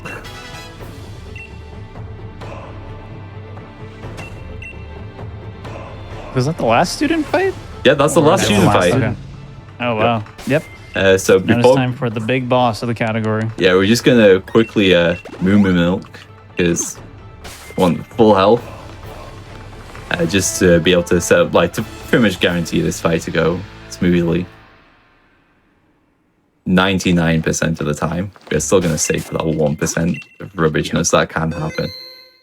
Yeah. Good old focus energy that the opposing Kubfu can use, and when that happens, especially the turn you use Endure, Yep. just gotta hope. Yeah, we also use a max mushroom here, which allows us to outspeed, as well as give us enough defense to live, enough attack to get the one shot. Like, there's a lot of things that this fight would just not work if certain items didn't, or either weren't on the ground or didn't work in a certain way. So we'll just go out. There's like a couple of minutes after this before the final time, so don't be too. Yeah, eager. there's both before and after the fight. This run has some cutscenes that the Don't Get run does not have. I did find quotes, and after this fight, there's a pretty funny quote, but I'll Nice. explain that while Urshifu's evolving. But yeah, that max mushroom allows us to live that hit. The endure will allow us to get down to that 1 HP that Ediko was talking about. And then because we're Yeah, faster, and sometimes he'll use focus energy that second turn, and then it gets real dicey. yeah, Yeah, it does. Because Endure is a move, it's like Protect. It drops from 100% success to 33% success if you use it consecutive turns. So, yeah, you don't want to deal with that. That's not All fun. right, your Kubfu has proven itself superior. It has indeed, with the help of mushrooms. So it's going to evolve into the dark type Urshifu now. There's two different Urshifus, rapid strikes and single strikes. So this is going to be single strike version. And then that will be getting the Urshifu. So when does timing actually end on this category? There's like a little bit of a cutscene after the evolution, and then there's like the first fade to black in that. Yeah, Mustard will say, like, we've done enough here, let's go back, and then Yeah. it's on the fade to Like black. yeah, like Gotcha. 4 seconds after that. But yeah, thank you, Etchy, Does it for say letting the, us show this. Oh yeah, for sure, for sure. Happy to. I was gonna say, like, I don't think we've ever shown anything for Pokemon DLC stuff on GDQ before. Probably just like a timing thing, and also just yeah. a lot of the runs being related to like 90%, or I think we've done some trade alt mains on hotfix in the past / alt mains. but not really anything with the DLCs like exclusively, extensively. But what did you want to talk about, Etiquette? I just wanted to say, so you have to talk to the scroll there to get the Urshifu evolution. If you have released Kubfu, he says, well, there's no reason to look at the Scroll of Darkness without Kubfu. Here, you can have this. Let's head back. And that's it. That's like the dialogue after the fight. It's so funny. He's just like, nope, there's no point. Yeah. I mean, he's not wrong. It's so great that they are just prepared for all the scenarios for this to happen. I wish we should have shown this too, but it's all good. Looking at some of the other quotes, the game actually kind of expects you to go find the Kubfu. It's like, it's not too late to go find Kubfu. Come here together and you can start your training. And time. GG. Still, Right. I think it's like, it's like barely sub 130 even with the better death. than my So it's PB. pretty good. Yeah. Oh, what was that? Sorry. I think a little under. Yeah, it's like a 129 something. I can't see right now. Oh, solid. Yeah. Very nice. Very nice. Very nice. That's what not Dynamaxing Chlorothene will get you. Yeah. Simply don't get unlucky, right? Yeah. Just that easy. That's what Pokemon speedrun is. Just don't be unlucky.